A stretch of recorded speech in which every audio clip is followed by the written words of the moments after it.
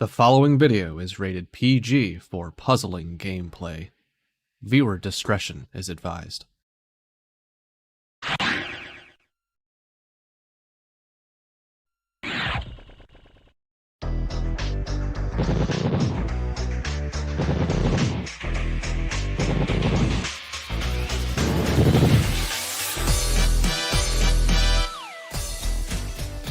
Welcome everyone to the League of Puzzle Speedrunners 2022 Wario's Woods Tournament. Glad to have you all. This is going to be some fun. Let's get into it. My name is Tetrastacker. I'm going to be your host. I'm going to be bringing you along on this great game here today. We are running Wario's Woods. Let's go Woods! Alright, so we've got a little bit different format today for those of you who follow our regular tournaments. Today is going to be all in one go. So we are going to be running a little bit different, and buckle up, we've got a bunch coming at you. But as usual, our good friend Cards of the Heart has put together some stuff to make sure that we all know what ride we're on here today. So first and foremost, let's go to a quick explainer video for those who aren't as familiar with the game or how we speedrun it, and we'll go from there.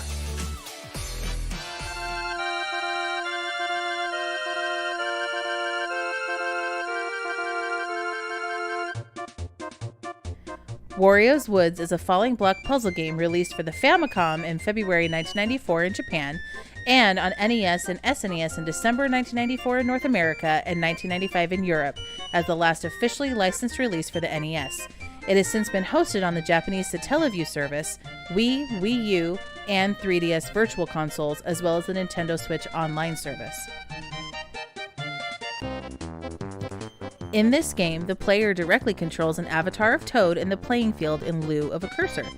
Using an arsenal of moves, including lifting, climbing, and kicking, you manipulate blocks directly to try to clear all the monsters from the field. If you match at least 3 blocks vertically, horizontally, or diagonally with at least one bomb or crystal, the blocks will disappear. To win, however, you will need to do more than simply match 3 at a time. You will need to use larger combos, chains, crystals, and eggs to not only clear your board faster, but also add additional monsters to the opponent's field and influence how long you receive bombs and/or monsters in the block drops from above. Combos of 4 or more also lower the opponent's ceiling or raise yours if it's been lowered. The first player to remove all monsters from the field or leave the opponent with no available space for a block to drop wins the round. In this tournament, players will be racing through one-player versus mode in 12 best-of-5 stages. First player to defeat the final opponent wins the race. Best of luck to all of our players. Alright, so as I mentioned, the format's going to be a little bit different today. We are playing on the versus mode in hard. No expert today. I'm sorry. I like being smart. We're not going that crazy yet. We're going to be playing through a little bit of a race qualifier, if you will. We're going to do 3 races, and the winner of each race is going to qualify for our bracket, along with the wild card, so whoever gets the best non-winning time. Then we're going to go to a quick single elimination bracket of 1-on-1. And that's right, single elimination, so anything can happen with the RNG happening here. So we are going to fight for Puzzle Glory here with a Discord server on trophy on the line.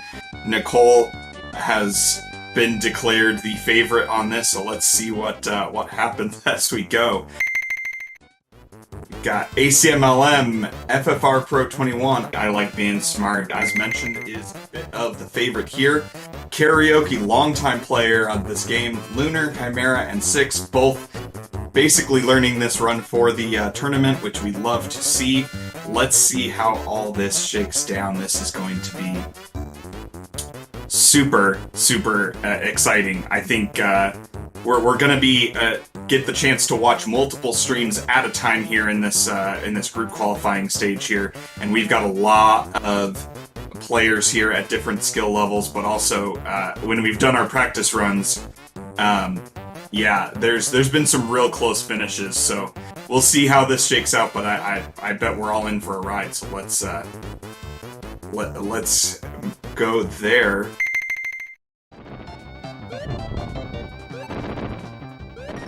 Perfect. So we have those 6 players in on this and all the subsequent races, minus whoever wins.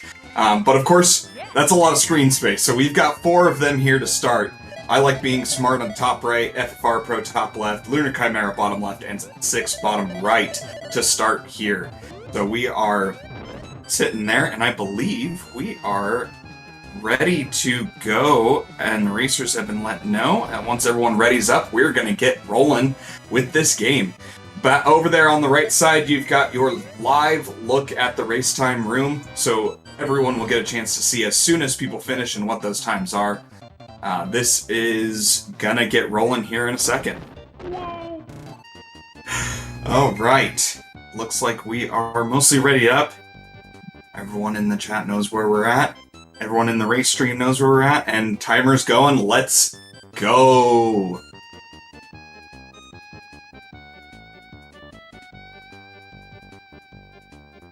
All right, so if you are new to this game, what I would suggest is a couple different looks in here. Slight delay off of the race time timer to the streams, but only by about 5 seconds, so that's going to be nice. We're pretty close to synced up here. What I would suggest is taking a look at how these different players all approach this game. It's going to be a very different look and feel from each of them. I like being smart up in the top right. As I mentioned, definitely a favorite here.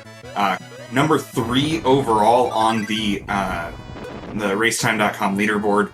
Certainly deserves that speed ranking and is able to put that out on a very consistent basis from what we've seen over the last few weeks of warming up for this tournament. Going to be setting up a lot of diagonals. That's something that many people in the puzzle community have a little bit of a tough time wrapping their head around. If you're used to coming from, say, a Tetris Attack or a Pokemon Puzzle League background, everything is vertical or horizontal there. Diagonals are very important here as well. FFR Pro also has a rather sizable history there in that leaderboard. Has been playing off and on for years, certainly knows the ropes of the basics, and he's FFR Pro. He's got some speed at pretty much every game, so he's a good one to watch.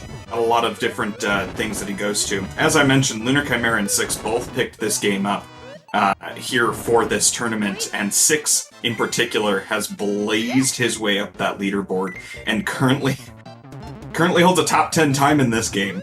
After just learning it, 6 is a monster. So that's something to watch for. As you see over in 6's side, he was just able to complete. For those of you learning this game here, that's certainly something that you can pick up is when you get into monster time. So that top drop up there from the pixie stops being the pixie, stops being just bombs, and more monsters show up. Of course, the goal here to get as many of the monsters off the board as possible. If you're able to get, before any of that shows up, that's definitely preferred. But guess what? Not every time are you going to be able to, and 6 showing where you can actually complete the round on monster mode, which is a little bit scary if you're new. But guess what? It's not something that you need to necessarily freak out and feel like you're out. 6 showing that you can definitely finish it up that way.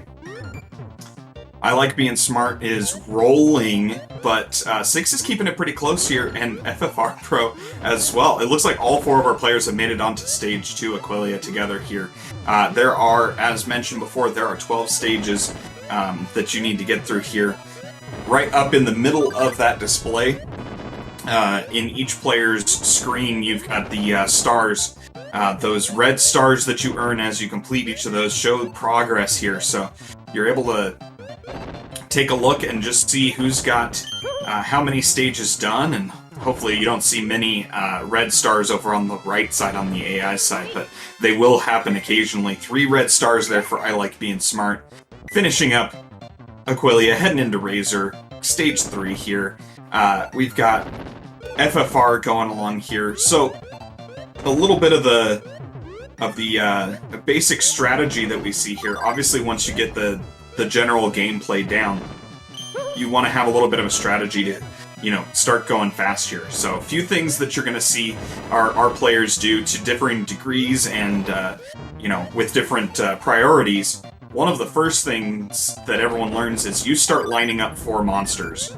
Because as soon as you get a bomb, that makes a 5 combo. And those 5 combos make those diamonds. We're going to be seeing a lot of those diamonds. The big reason why those are important is because when you use a diamond, it eliminates all of the monsters of that color from the board. So, besides getting rid of monsters, which is what you're trying to do, having everything from that color be gone means that you're not going to have any more of those bombs or monsters fall onto the field to, pester you. Less stuff in the way, more colors eliminated, means you're going to be able to clear the board even quicker. FFR over there dropping a nice little egg. Unfortunately, the game eating that egg. You'll see that every once in a while. So he made the split combo to be able to drop the egg over on the AI side. But the egg, when it started falling, his combo was so big, it actually dropped the ceiling far enough, and it eliminated that egg. Not letting it actually drop on the board. He was able to finish real quick, didn't really matter too much, but certainly a little annoying and something you have to watch out for if you're relying on that. Though our runners typically will not be relying on those eggs as their main source of firepower. Those diamonds and occasional chains are going to be the main ones there. I Like Being Smart, heading in. It's already 2 up on Razor here, really blazing through. You'll see a lot of setup here. So this game is riddled with RNG, as most puzzle games go, but is not completely RNG. Not everything here is random. The major thing that isn't random that I Like Being Smart will take care of. Nicole knows the bomb seed that she is on. There is a chart with multiple different, configurations. Bombs are going to drop in a certain order based off of which stage you're on, off of what you've had coming up before. It's certainly a lot of moving parts to keep track of, but is something that is not outside the realm of, human use. It's not like it's a TAS-only thing, and there doesn't need to be an extra tool once you've learned them. It just ends up being a memorization game at a certain point. The bomb seeds can change. They can move around if you play round game, if you, as was pointed out, even if you just let the title screen run for a little bit, sometimes that can rotate your bomb seed RNG. So that's something that Nicole's going to take advantage of, knowing, at least at bare minimum, some of the patterns. Knowing, okay, I have a setup here of 4 red monsters in a row. Do I wait for a red bomb? Well, I just saw, these 3 bombs in a row. There's not going to be a red bomb for a while. That's going to be slow. Moves on, does something else. Waiting for a bomb is rough. You don't want to do that wherever you can avoid it. And especially if you happen to know those seeds, you can know when not to. What our runners, including I Like Being Smart, are not going to know is where a bomb's going to fall on the board. No matter what bomb seed you're on, monsters from the top drop are always going to come down in a randomized spot. There is an algorithm to it. TAS could theoretically, manipulate that, but it is double frame independent, and one of our resident tasslers, shout out to Poochie, was actually going through this on the Discord the other day, trying to explain what the mechanisms were, and it's a bit convoluted and definitely well outside something a runner can do. So that part's going to stay random. The other part that's going to stay random every time, and this is really going to impact our runners, start of a new match, like, let's take a look here. I like being smart, heading into the mountains stages here. Immediately going to work to set up a couple things here, but you see those cyans, the light blues down underneath, working to set up a diamond here. She knows that there's going to be that setup for the diamond. What she doesn't know is what color that diamond's about to be. So that one ended up being a cyan one, which is probably one of the ones she didn't want to see here. You want to be able to eliminate a color with as many as possible, get them all off the board as quickly as you can. There was very few cyans left. But you take what the game gives you, and then from there it becomes a big bunch of improv. So knowing you're open, knowing where that starts, oh man, that's super helpful. But in the end, especially as the longer the stage goes, the less you're going to know. And the more you're just going to have to rely on game knowledge and your movement and your general skill that you've picked up over time here. Getting pretty close here. 6 and FFR Pro, both here in Stage 4 on the Tadpole. Stage 5 for I Like Being Smart over there on the Caveman, who has one of my favorite names of any of the NPC's AI opponents in this game. Thak. T-H-A-K, Thak. Just fantastic name for a caveman. I don't know why I like it so much. It's just hilarious to me. Tadrock over there on FFR and 6. Lunar falling a little bit behind, but able to keep mostly up. Our good friend of the puzzle community, Tayman, always says this on the action puzzle games. It's not about having the fast stage, it's about avoiding the bad stage. Well, guess what? This game is no exception. You definitely want to have the fast stages. Those can really, really make up some time. But the bad stages are really what these runners are going to be looking to avoid. And this game certainly has a way of snowballing on you. Well, once things start getting out of hand, knowing what to get out, almost all of our runners today are going to be able to get through even a real ugly stage. Maybe they'll take one round loss, but they'll end up getting that best of 5 win against these stages just fine. But what we're going to run into is how long does that take? These stages can get real messy. You can have a lot end up on the board. You can end up really high with way too many monsters and not enough bombs, and just kind of stuck waiting for things or not being able to make a good optimal move. So there's a little bit of that snowball effect that can happen here. And so far, definitely Nicole's been able to avoid all of those, but that's something even she's mentioned. Sometimes she'll just have a round. At her speed, realistically, what she's looking for is something around 40 seconds per round. So each of those red stars, each fresh board taking about 40 seconds. But, I mean, even she's mentioned she has some of those that'll run, minute and a half, 2 minutes. If you make 1 or 2 bad mistakes in just the wrong way, if the AI can throw one of those chains back at you and really fill the board on you and get you in a bad position, or if you miss a bomb count or put it in the wrong spot and then you have to wait for one, or if you let those eggs hatch on you. Fair warning to anyone new to this and playing, those eggs by themselves are simply a little annoying looking. The extra stuff on your board is not good. You want to get rid of things, not add things. If you don't hatch the egg, that's when it gets real dangerous. We haven't seen that yet. I don't even think we've seen that on the AI side of the board. I might have missed it if we have. But an egg, if you don't hatch it quickly enough, it will then hatch 6 monsters of whatever color it is and drop them from the top of the board, 1 in every column.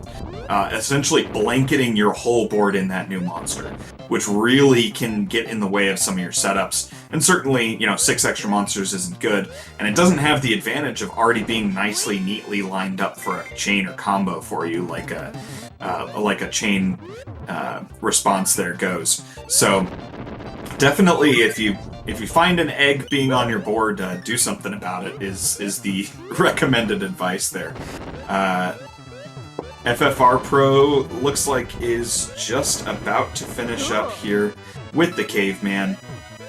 I Like Being Smart is a couple stages ahead of that, has already made it to Sarissa. 6 over here, about a stage ahead of FFR and Lunar, right there in Lizardon, or as Nicole puts it on her splits, Big Purple Lizard. Or Purple Dinosaur, I think is what it is. Something along those lines. Definitely moving through here through these mountain stages. We're coming up on approaching, or we're making our way through the mid game here and about to enter the late game. As we go through these stages, the speed does change. You start getting quite a bit quicker drops. You start getting fall speed for everything is a little bit quicker. AI is certainly more reactive. Like most games, you'd expect the difficulty to spike up a little bit, and it certainly does here. The advantage, if you're quick enough to use it, is that faster opponent and faster drop speed, and most of the boards in that late game happen to be a lot more full to start. That means you can crush kill a little bit easier. So the main method early game that you saw most of our runners use was clearing the board entirely. We've certainly seen a lot of that from FFR, Lunar, and 6 for sure. Looks like 6 is exhibiting what we've got over here with the crush kill. And I Like Being Smart's about to have one over here with Mangulux as well. Bring that board so far down that the opponent just simply doesn't have anywhere to go. Well, if the board starts higher, then that's easy. That's an easier feat to pull off. You're able to do that a little bit quicker if you're able to take advantage. So you'll see a little bit of a shift in strategy from some of our runners as we approach that spot. From simply doing diamonds and being able to clear their own board as fast as possible to, yes, diamonds are important, but even more important than that is the drop in the opponent's ceiling that you get from a combo. A 4 combo drops the ceiling by 1 square, and you can get a bunch of 4 combos in a row and really drop that ceiling quickly. The 5 combos, they make you a diamond, but they also drop it by 2. 6 combos drop it by 3 spots. Lunar actually just did that over on his screen there, so able to drop that even farther on that opponent. Right there, getting an extra 2, really getting that crush going. Great example of it on that side. So that's something you're able to really push. If you're able to string a bunch of those together rather quickly. The one thing to watch out for, and this, if you're being crushed on your side, is something to note. A simple 3, 2 monsters and 1 bomb actually will raise your ceiling up by 1. You don't have to combo to, as big to get your own ceiling raised. The danger in that, in a speed sense here, is that running a crush kill can really backfire on you if it takes a little bit of time. The AI only has to make small clears to be able to undo all the work you did with the big clears. Then plan B then becomes clear the board, which is still going to be rather quick for a lot of these runners, but certainly when you're aiming for a crush and you let them, squirm out of it is not ideal. I Like Being Smart, finishing up Mangulux, and here we go into the final 4, into the castle stages. Quick look at 6, he's at Sarissa, about 2 stages behind. Looks like FFR is in Sarissa as well, and Lunar just getting in there as well. So we've got really tight timing between those 3 runners vying for second place in here, and honestly, that's probably going to be the race in our race 2 here for that second qualifying spot. As expected, I Like Being Smart, running away and trying to build up a good lead just in case a little bit of trolling happens in one of these last few stages. Wario down at the end it's really only done once Wario's done. Little bit of extra stress there.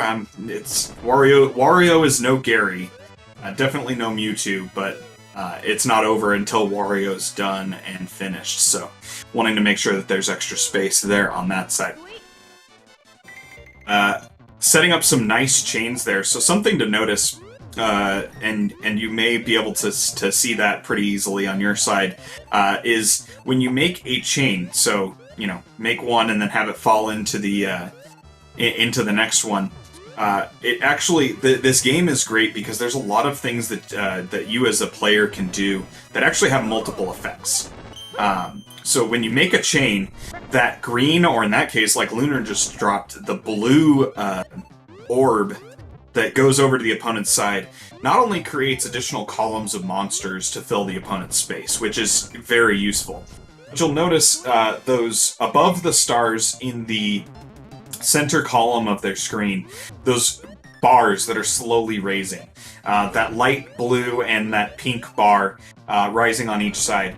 That is actually the indicator for how long bomb time and monster time has left.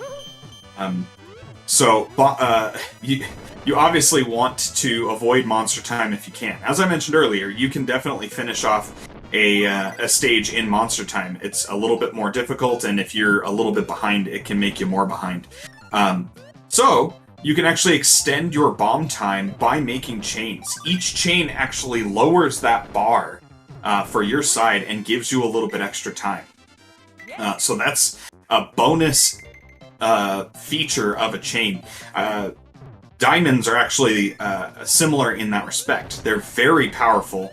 As I mentioned, they remove a color from your, all monsters of a color from your board. If you have extra bombs of that color, then the color's not eliminated, so that's something to watch out for. Their secondary effects actually really useful as well. We'll see that a few times as you see people use diamonds pretty much every stage. The diamond actually, every bomb on your opponent's side of the field that's already landed, Lunar just did it, we'll probably see one here in a second from 6. Every bomb on the ground has landed on your opponent's side of the field becomes a monster. So a lot of setups, a lot of times when there's a lot of bombs on the opponent's side of the field, and they can make purposeful and incidental clears that you don't want them to, dropping a diamond on that whole situation can actually slow them down additionally, keep less of their ammunition available to them, keep them away from your board while you work to try and finish it up. It's got so much advantage. It's something that in a PvP sense would certainly come up very often. It's a very important weapon in that regard. And here on a speedrun scenario, if you're able to have the board vision to see when good times might be to use a diamond, that's certainly something that you can manipulate and have those drops hit where you need them to. 6 getting a little bit trolled here, and you'll notice that throughout. Those AI attacks, your chains that drop those extra columns in, have a good amount of RNG to them, not just in whether or not an AI will do that move, but also where they fall on your board. And sometimes it can just be right where you're trying to go.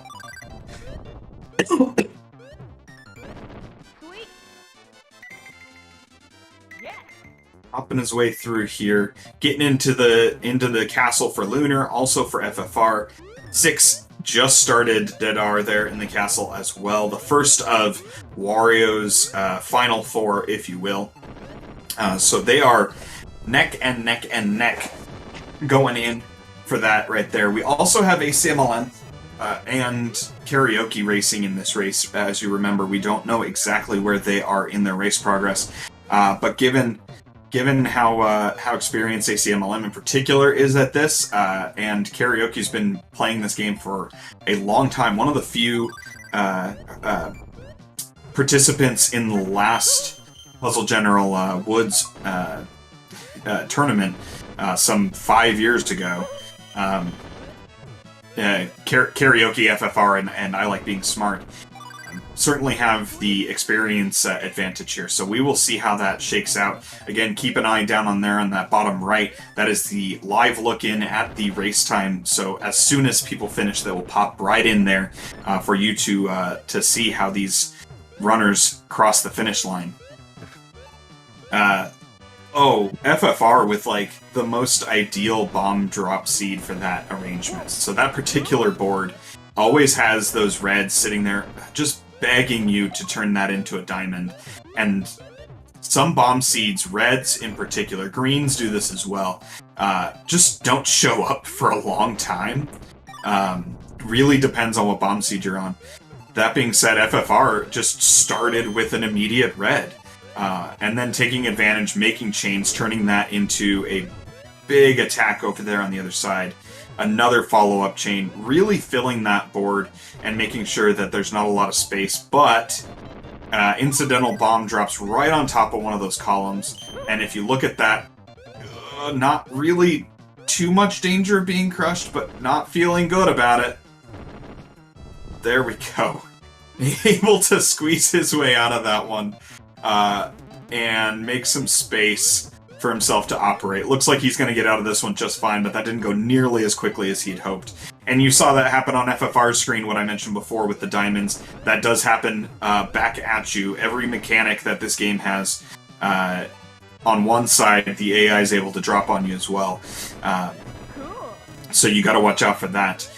Meanwhile, 6 has jumped even further ahead here, able to get into Carlton, the knight, the next one here, and just like in Pokemon Puzzle League, for example, everyone kind of has a stage that really trolls them. You know, Pokemon Puzzle League, a lot of people, Gary's a troll, he always is, but, you know, Bruno or Lorelei tends to be the bigger troll that just happens to always get you. Well, in this particular game, for a lot of people, it's Carlton. There's a little bit of a speed spike here.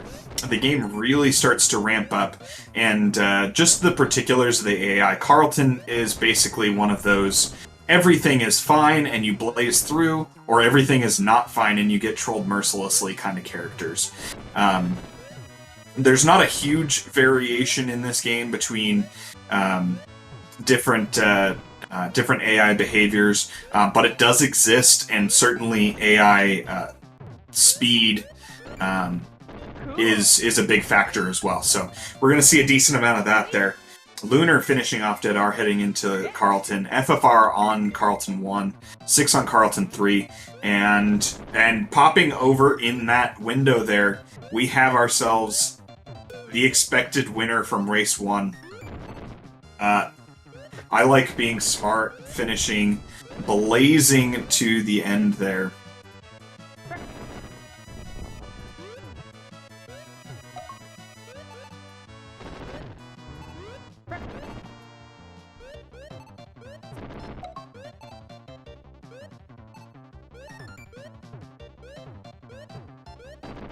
Trying to see the time there, and we've swapped out that screen there for ACMLM, who, as I mentioned, is certainly getting a good time here. On the third stage of the castle right now, on the hare. Yeah. Rabbit 2 right now over there on ACM. Looks like he's about to finish that up and actually head into Wario. Cruising into what is a probable second place finish. We'll see how this shakes out. 6 is on Harry 1 as well. So coming in hot. Looks like I Like Being Smart ended up with a sub 25, so she should be pretty happy with that. That's kind of, in the last few races, that's been her point of expectation for herself, I guess is how I'll phrase that. That she wants to be sub 25 every time. Looks like she was able to get that. Whether or not she feels good about how she's playing today, she's got a couple more races to warm up, but is our first qualifier for the bracket as expected, as the winner of race 1. So able to sit back in these next couple races and simply warm up, get in the groove. Lunar Chimera over here, fighting a little bit. This is what I mentioned when it can get a little bit messy on you, especially in these Carlton stages. Doing a good job of keeping some of the worst of that at bay, but definitely having to work extra hard to get through some of these setups that really I think he would rather have had go a little bit different way. Got a lot of cyan over there, and kind of just still waiting on that drop, and there it is, finally.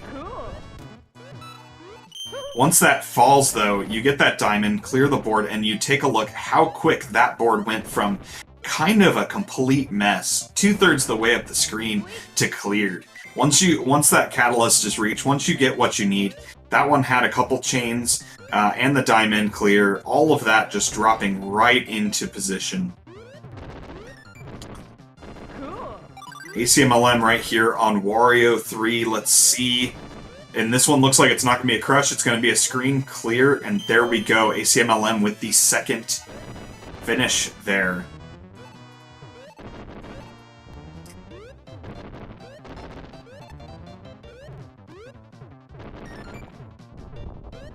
Heading into the credits. Always good to see a sub 29. That's very, very nicely done over there on that side. FFR and 6 and Lunar all entered the castle at around the same time. But like in, say, a Tetris Attack, those last few stages tend to be what ends up separating players in a lot of ways. Ooh, fantastic setup from FFR with a chain and egg, and you see the egg drop facilitating a quicker crush kill over there.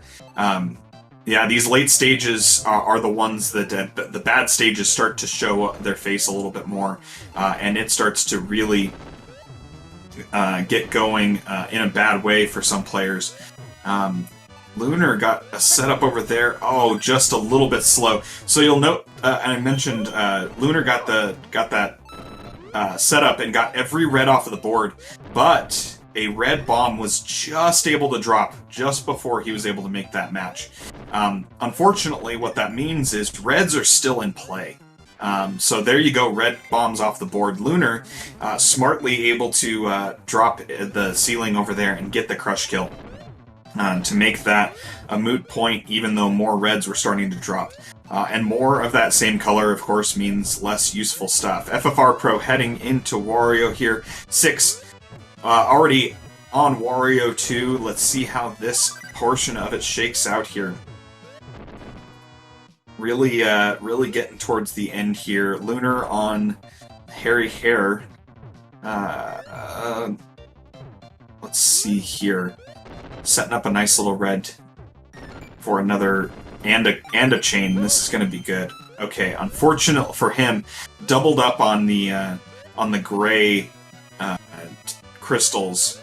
Those diamonds, unfortunately, getting a lot less usefulness when they were doubled up like that, but you still take those and setting up another chain, looking to get out of there. 6 is now on final Wario 3. But not got as good of a setup as I think he might have wanted for that pattern. Getting the cyan he needs over there. Let's see what color crystal he gets. The white is useful, but again, he just had a white drop from the top, so the color clear did not happen for him on that. 6 making great use of a strategy over there. In this game, you actually have 2 different lift buttons. So your main button to pick up monsters, A and B actually do slightly different things. And 6 making great use of one of them. A's pick up an entire stack, but also set down an entire stack, finishing off Wario there. Right around a 32. Great time. A's pick up and actually set down an entire stack. Cool. But B's only pick up and or set down 1. So you can have a full stack in your hands and actually use the B button to only drop the bottom monster of the stack. A lot of times that'll be useful. You can drop one on one side, turn, drop the whole stack, and that's a great way to separate out a monster that you had there.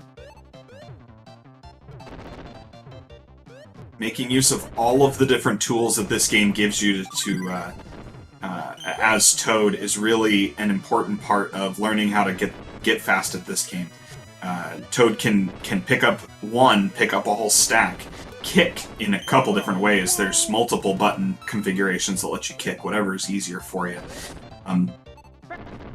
And if at the bottom of a stack, can actually zip up to the top of that stack. So that's actually one movement tech that you'll see, and that's something that we'll probably see a decent amount from Nicole. Is instead of climbing up the side of the stack like Toad does, if you just run towards a stack and climb up, that can be fine, but a lot of times that's somewhat slow. So what you can do is actually pick up the whole stack with A, and then you hit X or up button. Either one will do the command there, and zip Toad to the top much faster than he could have walked. So that's certainly an option there. Looks like we got Karaoke joining in on the right side there, getting in on the action on the rabbit. Getting a little bit close here on the finish for Lunar and FFR. If everything shakes out how this round one went, though I don't know that it necessarily will, then our top 3 auto qualifiers would presumably be I Like Being Smart, ACMLM, and 6. So FFR Pro and Lunar here may very well be our wild card fight. We're going to have to see how this shakes out, especially in Game 2, now that everybody's got a race under their belt. Some of the bad RNG out of their system, perhaps, and we'll shake that down. The only one guaranteed so far is I Like Being Smart. So we'll see how this goes.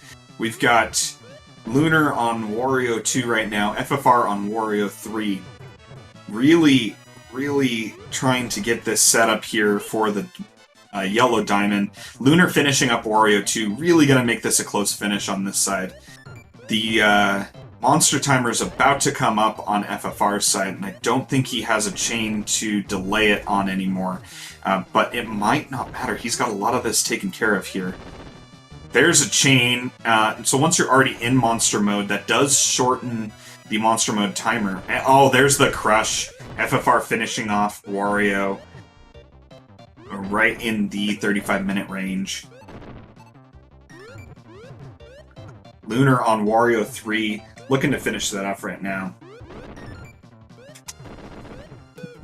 Karaoke just about to enter Wario.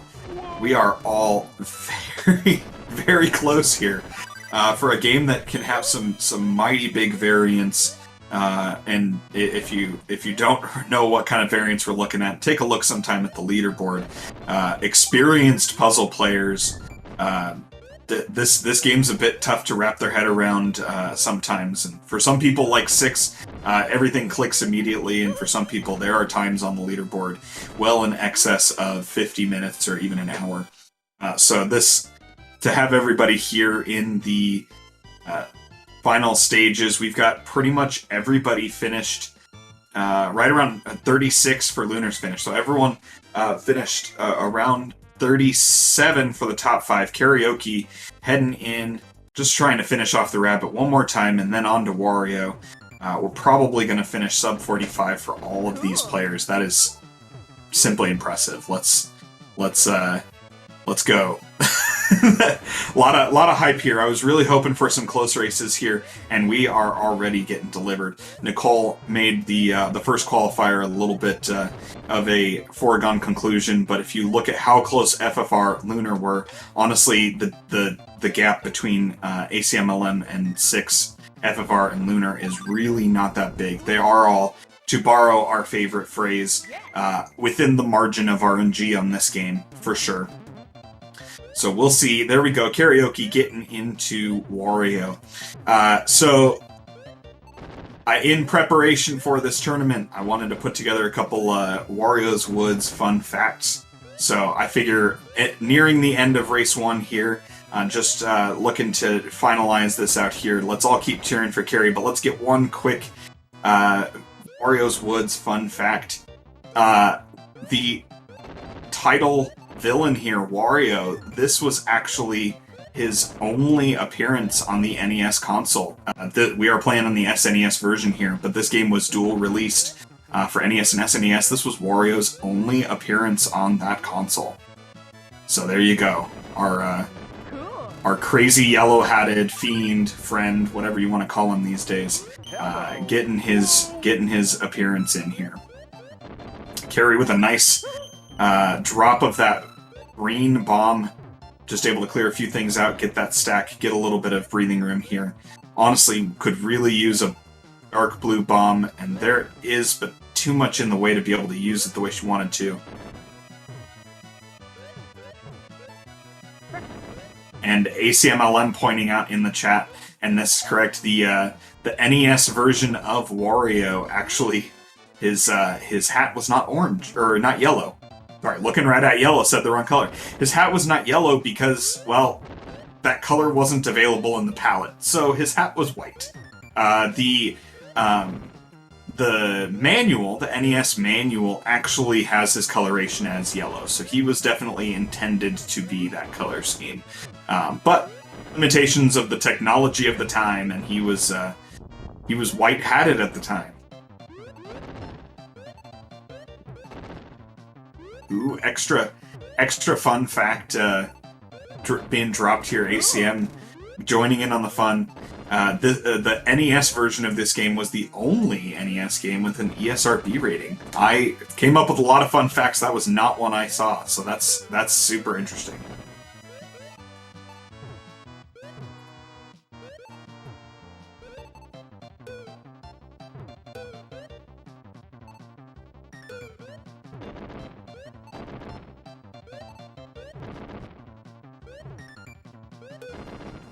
A lot of little version differences there. There goes Wario 2. Karaoke finishing strong here. Let's see how this treats as far as arrangement here. Ooh, that's actually okay. Not the worst that can happen there. Wario actually, with the chain garbage column, happened to be the exact one that Carrie had a bomb for right there. Carrie doing the diamond thing here, getting that all set up. Very nicely done. Getting a little bit more cleared off of that board. Should be able to take this Wario out, no problem at this point. It's just a matter of, is it going to be a crush, or is she going to have to resort all the way down to a clear? There's the crush, and there we go. There's the finish. Right round 40. Fantastic. Fantastically done. All of our racers really putting on a good race 1, and we will start getting ready for race 2 right away here. With I Like Being Smart being the winner of race 1, so really now it's a race to see who qualifies race 2. ACM LM having put the best time up in race 1, so the presumptive favorite for race 2. Got our standings up. There we go. All right, so I Like Being Smart putting out that 24:58. As mentioned, 25 is kind of her self-proclaimed threshold for where she likes to be under in a no reset scenario like this. So definitely hitting on all cylinders there. That 28 from ACMLM, certainly a good time there. 32, 35, 36, and 40 from 6 FFR Lunar Carry in that order. So if ACMLM and indeed 6 are able to win games 2 and 3, let's see how that shakes out. It looks like a 35 would be our presumptive wildcard target time. We'll see how that shakes out after another round or two, and we'll keep checking on these standings to see how it shakes out. But keep that in mind that the wildcard qualifier only needs to be the fastest time in any of the 3 races. It does not have to be from race 3. So we'll have to keep an eye on those times. Certainly if ACMLM were to somehow not win either game 2 or 3, that 28:51 would be a very formidable time on the wild card. So we'll see how all of that shakes out as we get ready for here in race 2. Set up in the race time room, and once everyone readies up, we will get rolling on race number 2. Find out our next qualifier here. Ready, ready, ready. All right, we are almost all ready to go. Taking it away with race 2 here comes the Woods hype. This one's going to get real interesting. FFR Pro, ACMLM, Lunar Chimera, Karaoke on our screens right now. 6 also racing for the potential win here. I Like Being Smart is in this race only to potentially improve her qualifying time. In the event that someone, or the race 2 or race 3 winner, happens to be, a faster time than race 1, then that certainly could come into play. That is how our 1, 2, and 3 will be seeded, is by their best time, not by their race-winning time. So, not too much difference between the 2 and 3 seed, since they're going to play each other in the bracket. The 1 and 2 seed is really the only one where that will come into play. So let's see if someone drops a maniac run sub 25 and makes that a factor. And away we go, race number 2.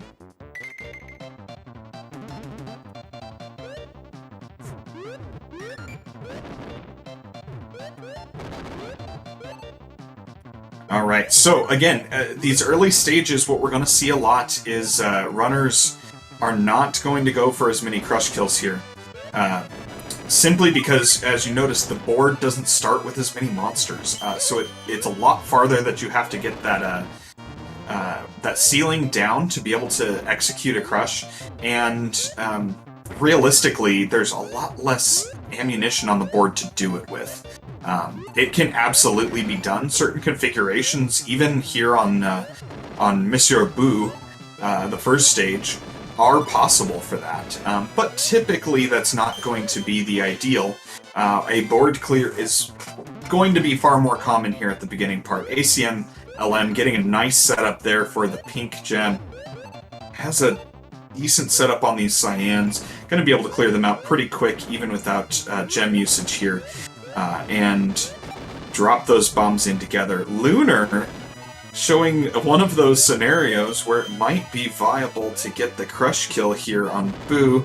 I don't know if he's going to get it, but it's certainly one of the few times where it's worth a thought. Depending on where bombs shake out and everything. And there we go, he got it. The 2-line crush down there at the bottom. So one interesting thing to note down in the in the crush kill scenario. So that's one thing.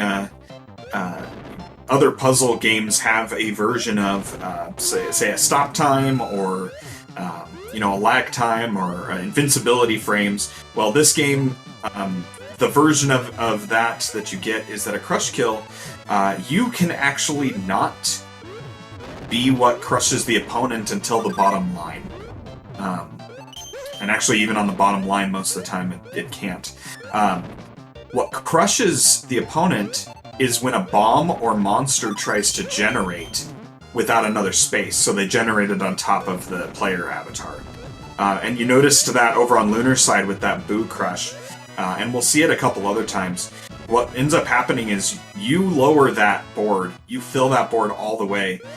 You see it on FFR side right over here. Even right now, it's not over until that Pidgeot tries to drop the monster right on top of Boo. That's really the trigger there for that. For that crush kill. So there's a little bit of even micro RNG variance there. Even if you've got a crush set up that the AI absolutely can't get out of it. But that can be anywhere from a couple frames if it's timed just right, all the way down to I think it can take up to like 2 seconds, which can feel like a really long time when you've got the opponent crushed and you're just sitting there waiting. It usually doesn't take quite that long. It just takes long enough for a player to be, really wondering why the game hates them and won't just get the crush kill over with. Certainly a little bit of, again, micro RNG. This, like many puzzle games, has a lot of those small little things that start adding up, or making a difference over time. Making some great time for all of our racers here. We are looking at 4 screens all in the second stage together. really putting together some good shows for this race too. I think most of the players definitely had a good showing in that race 1 and are kind of feeling it through these opening stages here. Let's see who can keep it up through some of the later stages as that speed really starts to pick up. And we saw it in the first one, that's really what's going to separate who has the bad stages and who's able to avoid the bad stages there, especially late. ACMLM first to take out Aqualia there, heading into Razor. A lot of fish here at the beginning of hard mode's lineup. Aqualia the mermaid, then Razor the I don't even know what you want to call Razor, the amphibious, the missing link, I don't know, something along those lines. And then after that, Tadrock, who is canonically a tadpole, so kind of a frog thing, a lot of amphibiousness there. As a side note, for those who don't know, this game is played on the hard selection on the qualifying screen, or on the one-player selection screen. And you'll wonder, well, what about easy and normal mode, which are there on the screen? Well, this is a few games in this generation had a interesting philosophy on modes, on game modes. Easy mode is actually substantially longer than normal mode and hard mode. What each mode does is essentially the 12 modes of hard mode exist on the end of both of those. Easy mode is simply 3 more stages, then you start normal mode, then 3, and that's 3 stages, then you start hard mode. So it's essentially just adding extra to the beginning, versus having it be a different setting or difficulty.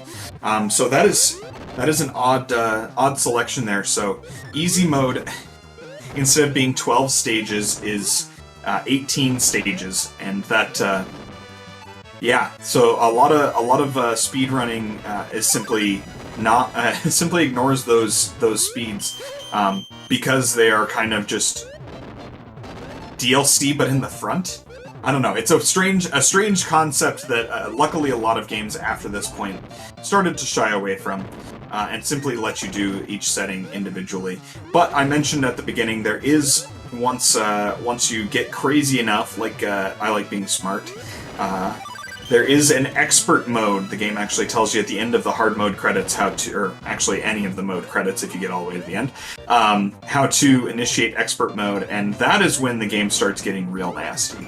You'll notice at the beginning of each of these stages, ACMLM just loaded up. The exact same board exists on both sides. You and your AI competitor have the same exact layout to start. Your starting boards, your bomb seeds, everything's the same. Expert mode, they change up that formula, and the computer generated side, the AI, has a much shorter board. Basically, you start playing at a severe disadvantage. So anybody looking for a big challenge, that does exist here in this game. Round game is also a big speedrun category for those with the patience to get through that. It is a long category until you get very good at it, but certainly has a lot of great variants there. I encourage anybody who hasn't done it to go and check it out and give it a play, at least through 50 or so of the 100 stages, because that's certainly something to work on there. As we're checking out here, our players are starting to really make some progress through. The early game here is starting to wrap up the first 4. ACMLM on Tadrock 2, FFR Pros on Tadrock 1, Karaoke's they're working on mopping up Razor 2, and Lunar's on Tad 2. So we're keeping real tight and close here. ACMLM, the presumptive favorite here in race 2, keeping a good pace. Certainly on the right kind of pace for a sub 30, which is going to be a real good target time for any of these runners, not named Nicole. Nice chain there. Looks like you should be able to mop this up. Gonna get out of Tadrock right around the 9-minute mark or so. So that is 1/3 of the way through in about 9 minutes. So that's definitely good on the pacing here.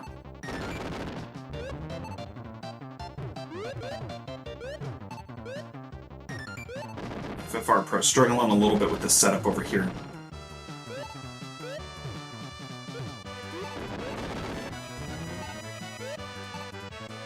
Quick check-in on the other racers over there in chat. I Like Being Smart is finishing off Thack right now, and 6 is rolling through the end parts of Tadrock 2. So definitely right in the mix here.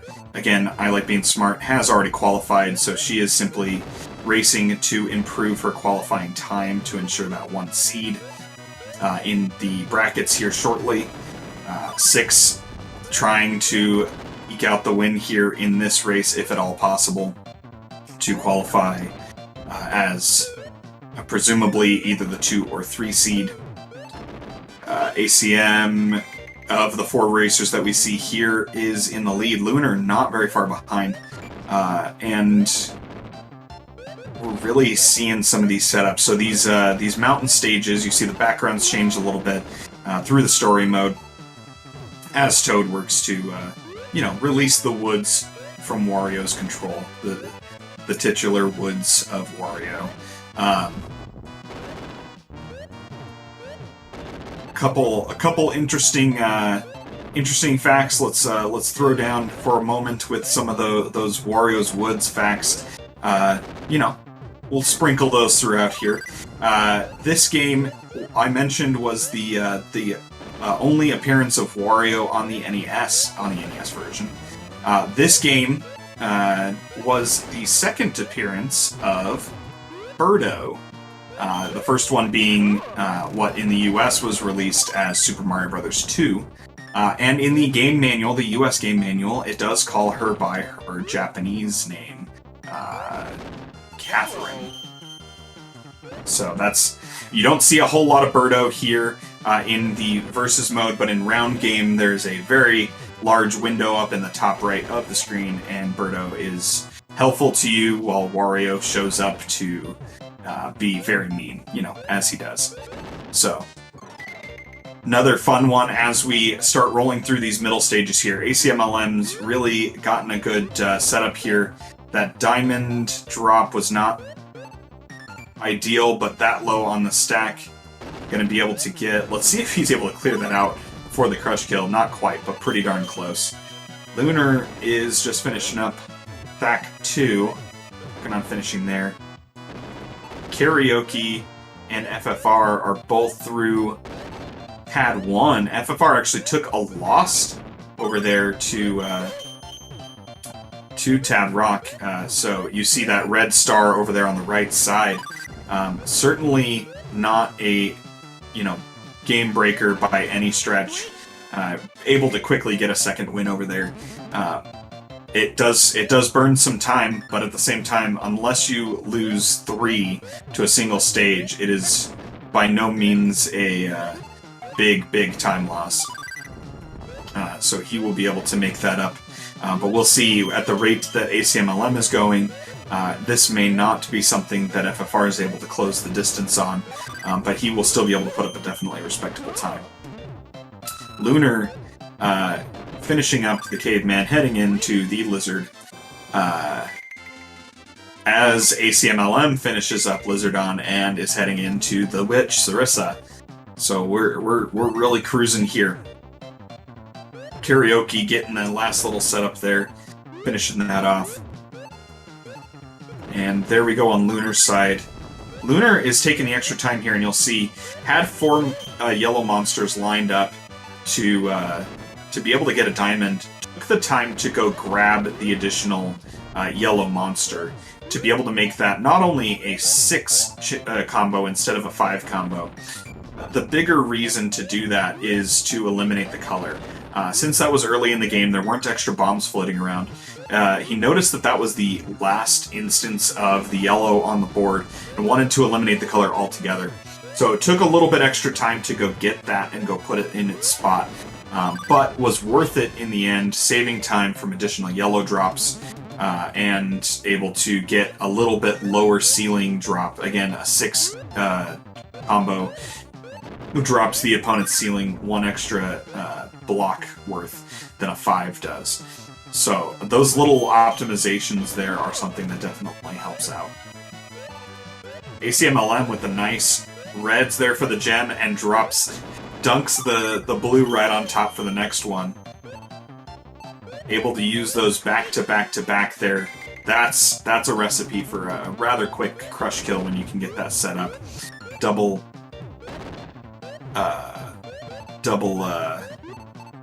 gems there. Sarissa 3 over here. Not giving ACMLM too much trouble. Looks like another crush recipe right there.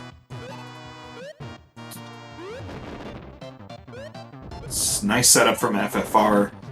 Working his way through Thack 3. Karaoke over there on Thack 2. Looks like at the moment ACMLM is certainly in the lead of the 4 that we've got here. 6 is probably quite close there behind. And Lunar is certainly got a good race going here. Again, FFR was hit with a little bit of a rough stage on one of those early, ended up taking a quick loss.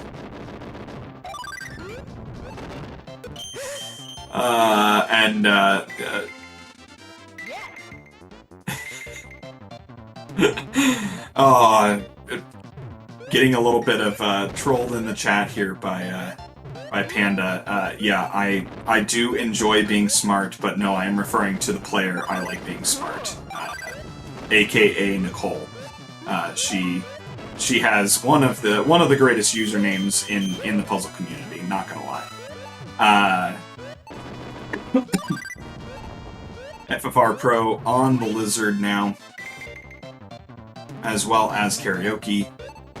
Lunar working on getting out of here. ACMLM over here on Mangy Locks. Able to get that swap out on that gem. This Mangy might be a recipe for a crush here. Looks like he's gonna get it. 6 is on ACMLM's heels, but it looks like probably based on the updates we're getting in the chat, that is, while close, it looks like ACMLM is in a lead for that.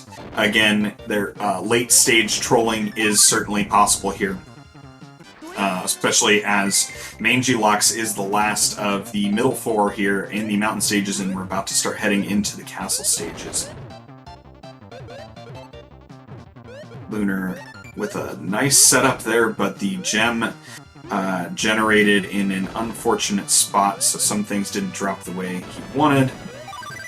That is, as mentioned, a part of the RNG of this game, even when you know what's going to come.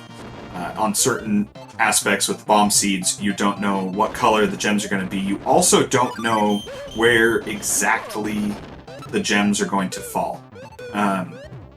You know that they're going to appear in one of the spots of one of the monsters or bombs that you just exploded. What you don't know is which one. And in certain configurations, if you've got a big vertical stack, it doesn't matter. It'll appear in one of them and it'll drop. But when you're trying to make chains off of that, you can occasionally get the crystal, the diamond dropping in just the wrong spot for you, where it doesn't allow the chain that you set up to make space. FFR Pro getting a nice little egg there. It did take a while to get that crush, but got it in the end. ACMLM is making quick work of Dead R right there. On Dead R1. Heading into the castle stages once again. Really in a groove. Trying to qualify as that second qualifier here.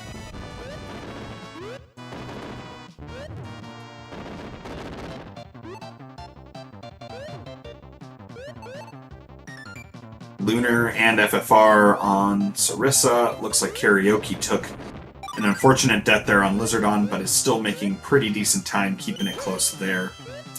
So this race is going to be about ACMLM avoiding any bad stages there in the castle, and also about where 6 is going to end up in relation to ACMLM. So we'll see how that shakes out, keeping an eye down there on that race time ticker on the bottom right side.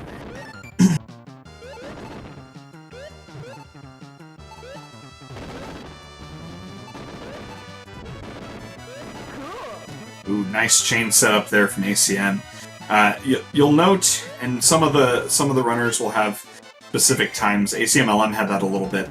A lot of times when Toad picks up an item, a monster, a bomb, crystal, it takes a couple frames for whatever was by that monster to fall. A little bit of a coyote time, if you will, where the monster's there, but it doesn't realize gravity's affecting it yet. To borrow a term from a platforming game type scenario, and there are a lot of times when a player will use that to their advantage to create a chain where Toad's supporting one item and the other item is simply hanging in the air if you're able to get to it quickly enough. We've seen a couple of those from a few different runners. ACMLM occasionally taking advantage of that as well. Getting the move on to Carlton here, making sure, again, you got to make sure to clear those eggs before they get a chance to hatch on you. A few different ways you can do that. The simplest way is simply to pick up the egg and drop it again. Again, you have to set it back down. Just picking it up doesn't do it. That does qualify if you pick up a whole stack and the egg is in it. That works. If you make a combo or chain, if you clear monsters underneath and it drops, that works to hatch the egg. What doesn't work, and newer runners start to say, oh, I gotta take care of this egg, and they're getting used to all of the movement that Toad can do. Kicking an egg does not cause it to hatch. I think it should, but it doesn't. So you want to make sure that you are making it drop via bomb explosion or by picking it up and setting it down, one or the other.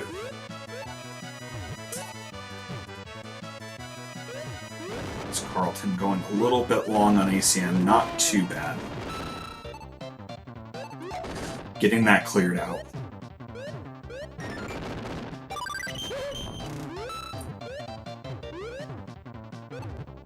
Lunar is in the castle stages as well, over here on Dedar. Working on setting up something over here. Looks like going for those reds for the crystal. Karaoke, working on Sarissa. FFR Pro, working on Mangy Locks. Looks like all 4 of our runners on screen are on different stages at the moment. Very, very close race in Race 1, where everyone was pretty much bunched within about 2 stages heading into Castle. This one a little bit more spread out. We'll see how the RNG shakes that out. ACMLM finishing off Carlton, heading into the Rabbit. 2 stages left. 6 is got to be somewhere real close there to ACMLM. So that's gonna be real tight to see where that shakes down. Nice gem there from ACMLM. A nice drop over there. Oh, unfortunate on the green bomb. Was trying to get that cleared out before the green bomb was able to show up. Didn't matter. Got the crush. 6 is currently on Dedar 2. We just got the update there. So right around, a little bit ahead of Lunar. But ACMLM seems to be running away with the qualifier on this one. We'll see if he can continue to avoid the bad stages as we go. Really booking it.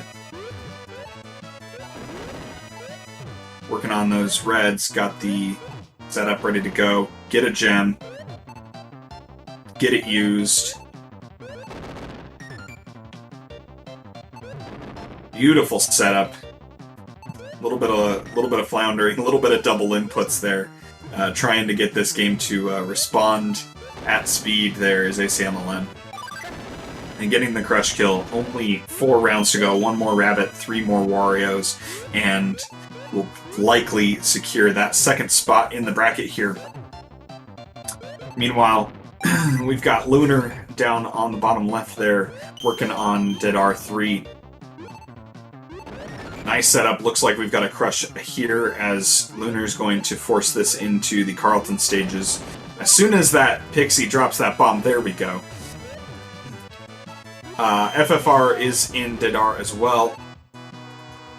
Working on getting a little bit of a setup here. Got trolled a bit, as I mentioned. The placement of those chain garbage stacks from the opponent can really be in some bad places when you're trying to set things up.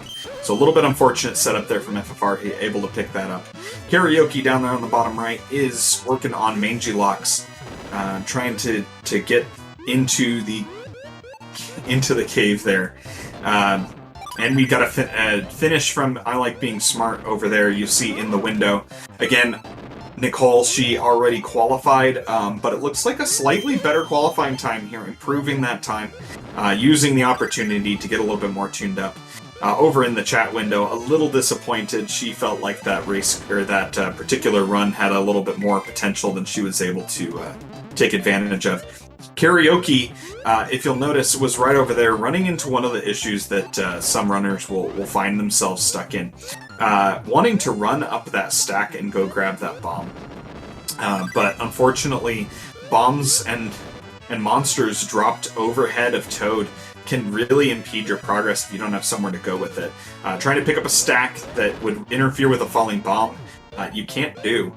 So, as Six would call it, a bomb's falling on Toad's head can certainly be something that you have to watch out for as you're trying to make those moves. They do get precedence in a lot of different moving until they've hit the ground. So you want to watch out for those. ACMLM, meanwhile, over here, able to get that egg to crack. You saw those started to fall, and as we've seen a couple times, dropping the ceiling, actually clearing out some of the garbage that he helped create on that Wario there. So this is going to take a little tiny bit longer than it may have, but it looks like so much of that board is cleared at this point. ACMLM is going to be able to have a board clear any second here. And there we go. Wario 2 is down, heading into Wario 3. This is going to be another quick finish for ACMLM. Really cruising, really feeling it. Looking like a formidable number 2 qualifier, probable number 2 seed in that bracket seeding. Gonna be good as we get to that bracket race. And all the rest of our racers are keeping it close with each other. Race 3 is really going to be a tight one to see who's able to qualify there. Wario 3. Alright, there goes the diamond and chain. And finish. ACMLM with an even better time than round 1. 26:51. Nice finish from ACMLM. Absolutely just storming to that second win. You love to see a good time like that. Within 3 minutes of I Like Being Smart, ACMLM just said green splits all the way. That was definitely a great time. And I'm going to double check, but I believe that would be a top 10 time on the leaderboard for this game.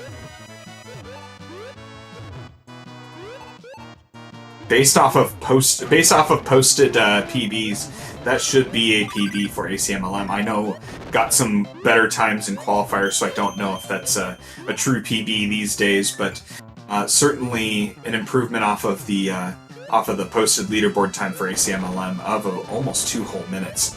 26:51 would be the number 10 time on the leaderboard. So that is a top 10 leaderboard type finish right there from ACMLM in a no reset scenario. Always hyped to see. 6 has replaced ACMLM on that top right of your screen there, so we can see the finish here. We are very close between 6 and Lunar. Both of them on Hair 1, or Hair 2, pardon. As 6 finishes that up and heads into number 3. Get that rabbit. Get moved on to Wario. FFR Pro will take another look. He's over there at Carlton, and Karaoke has made it into the castle over there on Dedar, making solid time. ACMLM confirmed that his time earlier this week was 27 and change, which was a big PB. Now sub 27 with that 26:49 per his timer. That is in-race PB. Love to see that. Absolutely love to see that hype. He was cruising for sure, and definitely cleanly qualifies as our second race winner.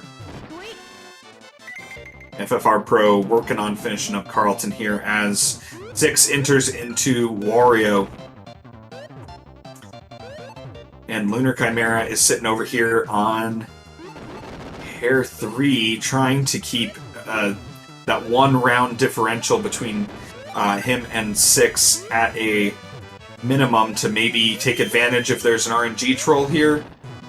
Okay, heading into Wario. This Wario 1 for 6 is not going, I think, as fast as he would like, but he's able to make some good progress here, get some of those reds out of the way, and I think he's going to get that board clear here shortly. Heading into Wario 2. Got ourselves a mini race for Lunar and 6 here.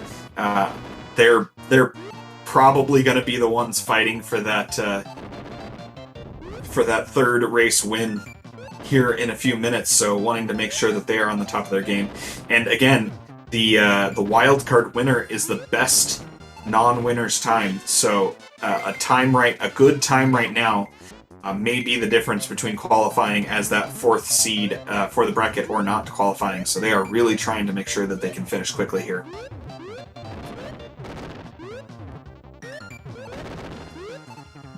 Nice diamond setup there. Get a little bit lucky with the yellows on that column for Lunar Chimera. Get some drops. Got to get in through that Wario. Both Lunar Chimera and 6 are on Wario 2. This is going to be really tight.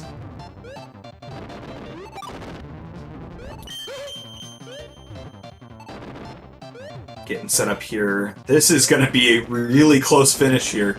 Lunar's getting the cyans, the yellows. This is going to clear it up. Lunar's going to finish Wario 1, head into Wario 2, head into Wario 3 here first. Let's see if 6 is able to make up some of that time. Did that quick stack pickup and drop, as mentioned. That's a way to clear that egg. Really started dropping a lot there, but I don't know if that's going to be enough to get Wario topped off, or if he's going to have to wait for some more help. Those dark blue bombs. Meanwhile, Lunar's got a pretty good setup over here on Wario 3. Using that diamond, still had the extra pink on the course, so we don't have a color elimination, but is setting up... Ooh, almost went for the 4, decided to go for the diamond 5 on those yellows. Really getting that set up, knowing that it's probably not going to be a crush unless he puts that extra pressure. There's the chain. There's the diamond. 6 is just coming into Wario 3. And there's Lunar Chimera with the 3rd place finish. 32-24. Solid finish all around there. Very close there at the end. 6 actually got into Wario first. Lunar had a little bit better Wario stages. 6 had a little bit of Wario trolling there, and Lunar was able to take advantage of it, make up some of that time, and finish ahead of him. We'll see if that's a version of what plays out in Race 3 here in a moment. FFR Pro checking in over there is on Rabbit 3, Harry Hare, trying to make his way into Wario. Meanwhile, Karaoke on Dedar 3, chugging along here again at very nice, solid pace all around.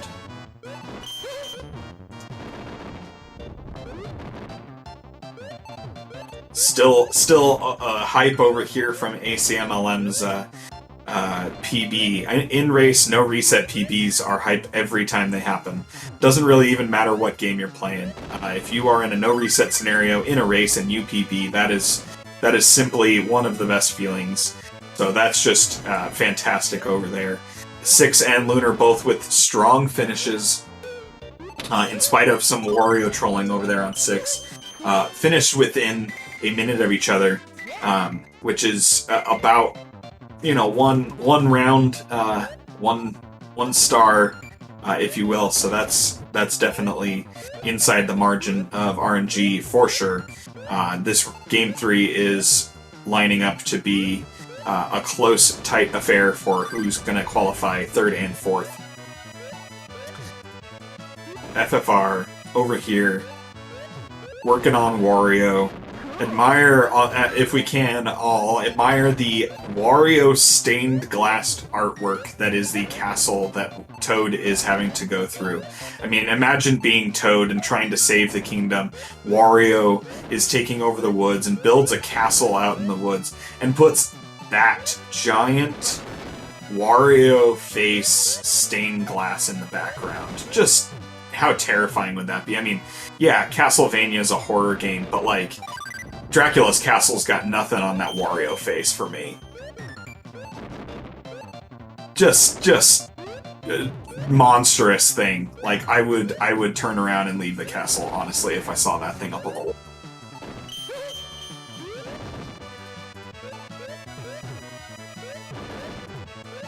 Oh, I don't get me wrong. I would love that face somewhere. I would love a castle, but like, that big gnarly face, if I was actually Toad, would scare me a lot. That ugly mug and that color scheme. That's how you strike terror into your enemies who are trying to storm the castle. That's how that goes. FFR Pro smartly not going for the 4, wisely choosing to get the 5, get the diamond, take the moment longer to make sure that didn't go on longer than it needed to get the kill on Wario 1. Working on finishing up over here. Karaoke making her way into Carlton 2 here. Carlton the Knight. 6 letting the credits roll here. You get a good, nice look at all the characters, some of whom we didn't see. They were from the easy and normal mode opponents. A lot of great general character design and artwork from this game. Certainly, sound design is very distinctive. For those of you listening in the cool and whoa and breakfast sound calls on these are iconic, and shoutouts to the breakfast emote in the Puzzle Discord.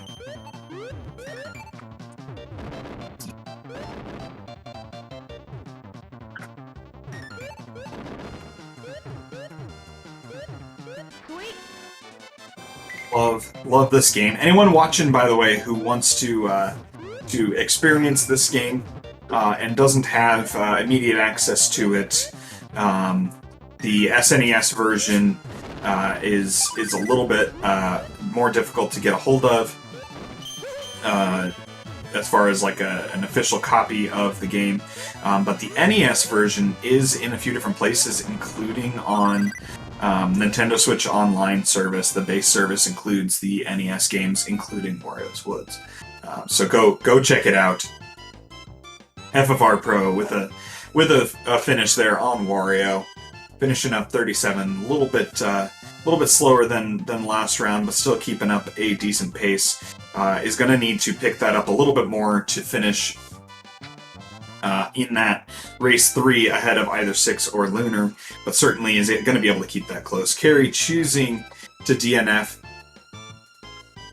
instead of finishing that up. Felt like she was a bit too far behind and didn't want to keep going, but certainly was still on reasonable pace there.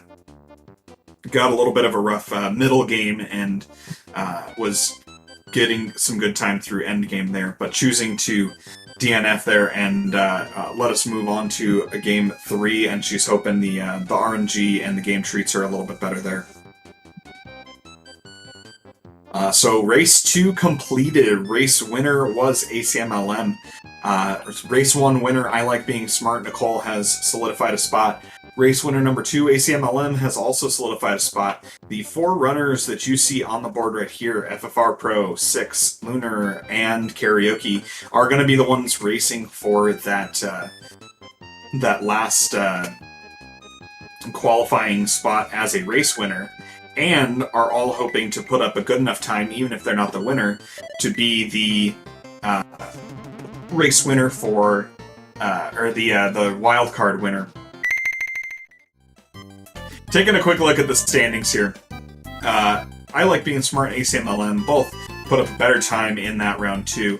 ACMLM qualifying, I Like Being Smart improving that qualifying time, ensuring that it stays in that 1 seed.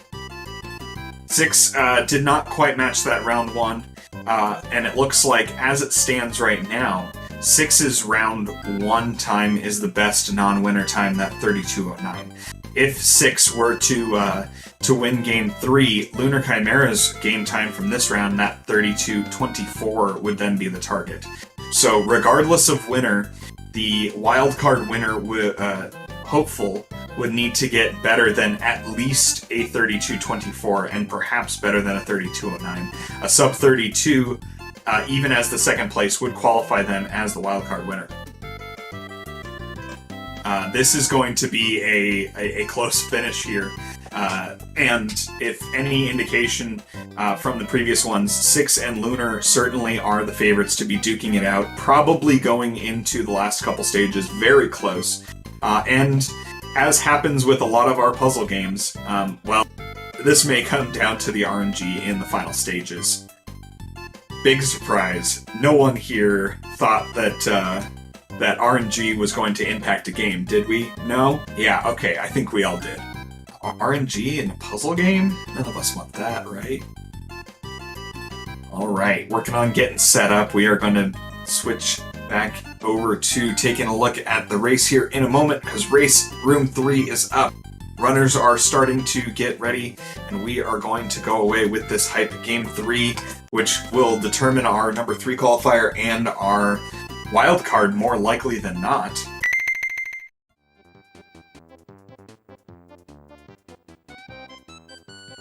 FFR Pro, 6, Lunar Chimera, and Karaoke are the 4 officially vying for race win here. Right now, that bottom right screen, I Like Being Smart, has already qualified due to the race 1 win, but is looking to improve her time once again, and of course tune up to get ready for that bracket match. Again, if you want to see fantastic fast gameplay, I Like Being Smart's screen is the place to look. She sometimes, even knowing this game and even seeing so many races from her, it's hard to fathom the speed that she moves at. What's even harder to fathom is that she's only number 3 on the leaderboard. Imagine those world record times when you see how fast she's blazing around here. Just a real quick, casual 32-ish second first round on that boot. Just knocking it out in a hurry. Again, 6, Lunar Chimera, are probably the 2 most likely to watch as we approach the end of this race, as far as the likely qualifiers, the ones likely to be vying for that time. FFR Pro, over there in the top left corner, is going to need a good time, as would Karaoke. Also racing, they would need either a win in this race or a very fantastic improved time. Again, low 32 or sub 32 as a non-winner to be able to take that wildcard spot.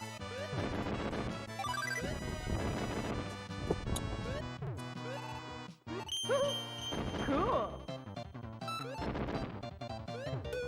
6 on pace over here, nearly keeping pace with Nicole so far. Lunar setting up those cyans over there. Again, as before, taking the extra time to set up hopeful removal of those cyans from the game board. Wasn't able to quite get all of them over to the side, which perhaps is what he was working on, but wanting to make sure that there's a good chance of getting a cyan here and being able to remove it altogether. At this point, wanting to get that crystal... Oh, got crystal blocked by Boo on the other side, and all of that just started putting way too much on the board here. Trying to work on that, get that crystal, that cyan, and get out of a little bit of a jam there.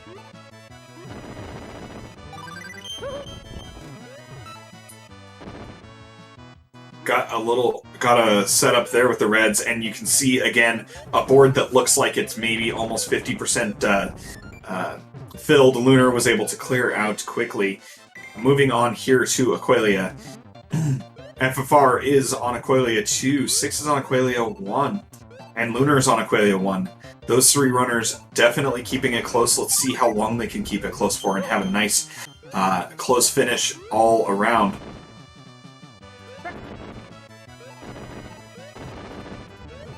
Lunar opting not to do the second set of 4s, instead to get a gem, getting a little bit of extra time over there to clear as quickly as possible. 6 moving pretty good over on his side. His toad movement has been quite good all day, perhaps not as nice as he'd like it to be on a couple things, getting those pinks lined up. Oh, and of course, 2 pink bombs dropping together, leaving him with pinks on the board, but a third pink in a row lets him clear all the pinks off the board. Again, less color to have to deal with the drops from is always a good thing for clearing these boards out. Able to finish off the blues. Even though he's in monster time now, he's going to be able to rather quickly start making work on some of these other colors, gets rid of the yellows, and working on getting rid of those greens. Meanwhile, FFR Pro is building a slight lead, just finishing up Aqualia 3, heading into Razor, a round ahead of 6 and almost 2 full rounds ahead of Lunar. And actually nearly keeping pace with Nicole here. About a half a round behind Nicole. For clarity, I am using the terminology of a stage being a full best of 5 against 1 AI component. So all of the races with Razor, for example, would be 1 stage. And then it is best of 5 rounds. So 1 full board fill and clear would be, or crush, would be a round. We actually, at one of the race nights, had a bit of discussion about the terminology. Like many things from games in these days, we refer to the game manual when in doubt, but a lot of the time there simply was not a name given to certain things, and we kind of have to make them up as we go. So that's one I wanted to clarify briefly, just so everyone was on the same page with me. First to win 3 rounds wins a stage. That is the terminology I'm using.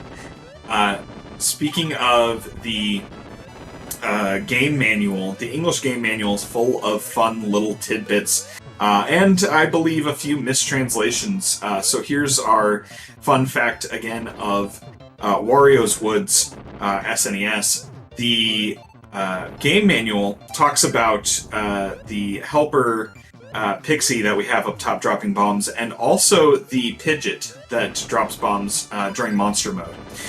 The game manual doesn't call it a Pidgeot, even though that is the name for it in Super Mario Bros. 2, which is where the character comes from, that little black bird that drops those bombs there. The manual actually calls it the evil bat. I challenge any of you to show me a bat with an orange beak, but there we go. The manual specifically calls it a bat, so apparently it is.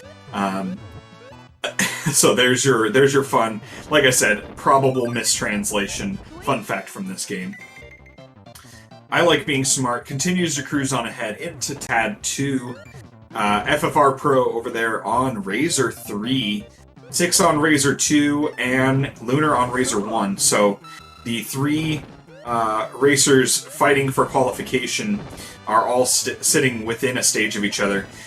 Lunar showing what happens when you don't quite get to the egg and it hatches on you, but able to make quick work of cleaning that up. Wasn't leaving it to be too much of a problem. Cleans up that egg, doesn't let it bring the same pain as before. Really hoping for that blue bomb, finally gets it. Unfortunately, not able to clear all of the yellows. That yellow bomb gets in the way on that fall right there, but finally able to clear all of that out. As 6 heads into Tad Rock, along with FFR, they are essentially tied up now. FFR and 6. Gonna go back and forth here for a little while, I would imagine, as far as who's going to be in the lead coming out over the next 2 or 3 stages. 6 has been pretty consistent over these middle stages. This is the point of the game when crush kills start to become more viable, but the game speed hasn't really caught up to those late game speeds yet. And typically in the last few races over the last few weeks, this has been a strong set of stages for 6. Everything from Tad through about Sarissa, as far as consistency goes. So we'll see if he's able to tap into that consistency and continue to plow forward. Razor 3 on Lunar, just about getting mopped up. Meanwhile, I Like Being Smart, as expected, really blazing through. Already on Thack, getting into the mountain stages here. Out of the cave. In a interesting reversal from, say, Tetris Attack, where you start outside and then end in a cave. Wario's Woods, hard mode at least, starts in a cave, then goes outside, then goes into a castle.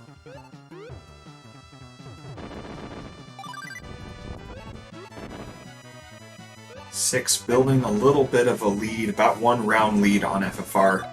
Again, FFR started pretty darn blazing fast, and gonna need to keep up the pace to have a chance to qualify here. FFR doing a little bit extra work to get those yellows into a diamond configuration. And got himself a little bit of a diamond clear. Did not eliminate whites from contention. And might end up, hasn't really had a lot of white bomb drops, but is probably going to have a couple here. Working on setting up some greens, but not really able to get any of this out of here quickly. Losing a little bit of time as 6 clears Tad Rock and ends up in those Thack stages there. I Like Being Smart is blazing through.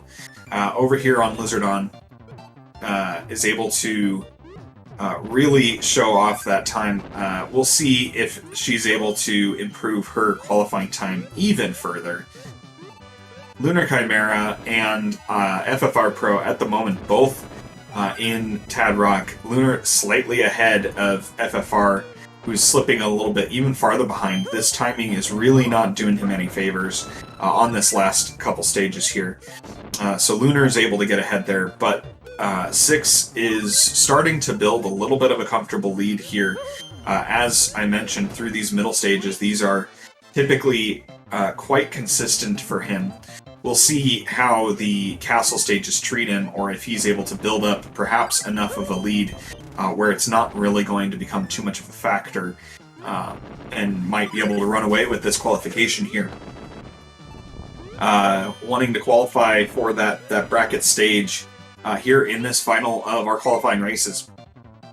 Lunar out of the cave into the mountain stages against Thack on Thack 1, while 6 is on Thack 3.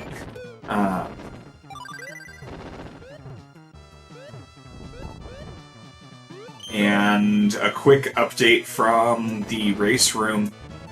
Looks like Karaoke is on Tad 3. Same stage right there as FFR Pro at the moment, so we are really got a tight race between those two, and a relatively tight race between Lunar and 6.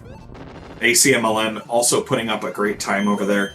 We'll see as we approach a little bit closer if ACM is able to perhaps even improve on that PB that we saw him drop in race 2.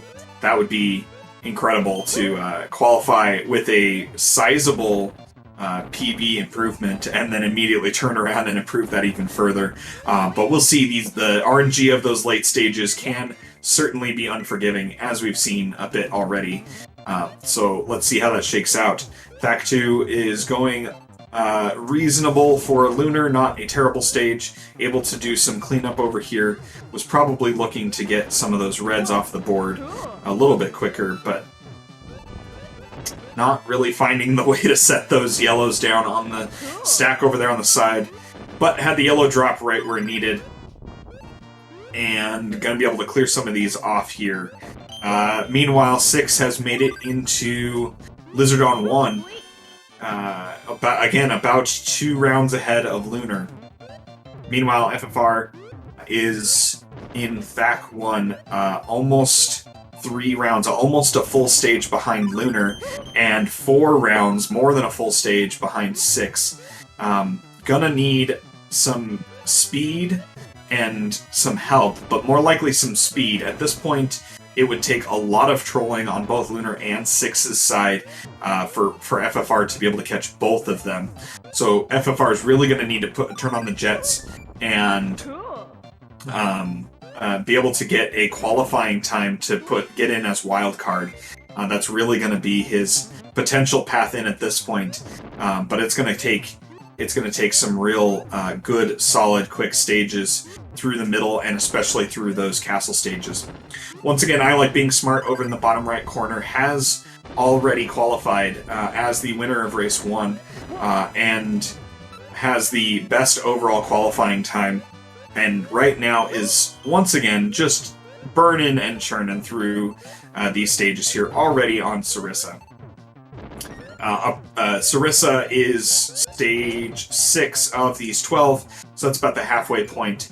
And while Nicole is definitely making some great time here, we are approaching around the 15-minute mark, which certainly would put this as probably the slowest of Nicole's 3 races.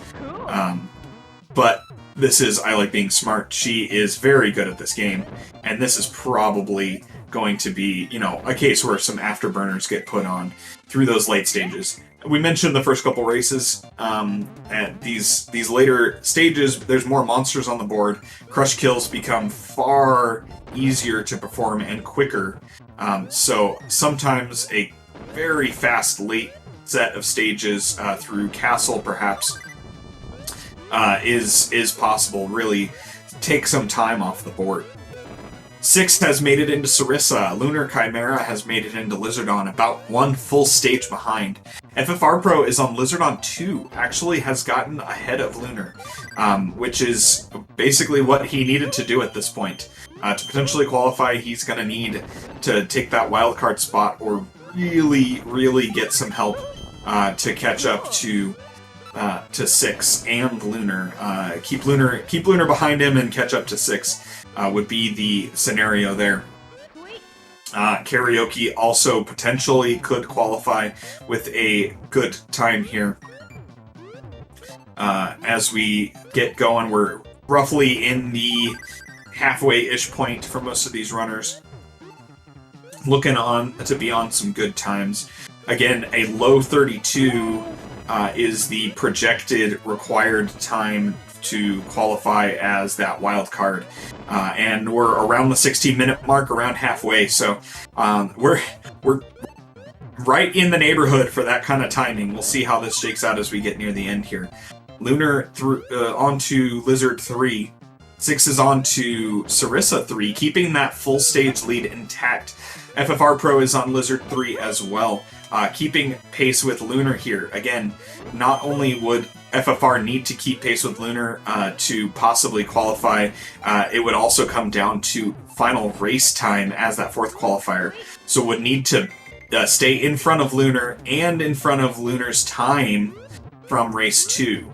So this is not just simply a race for second place to be that 4th seed qualifier, it's a race for second place against multiple race times.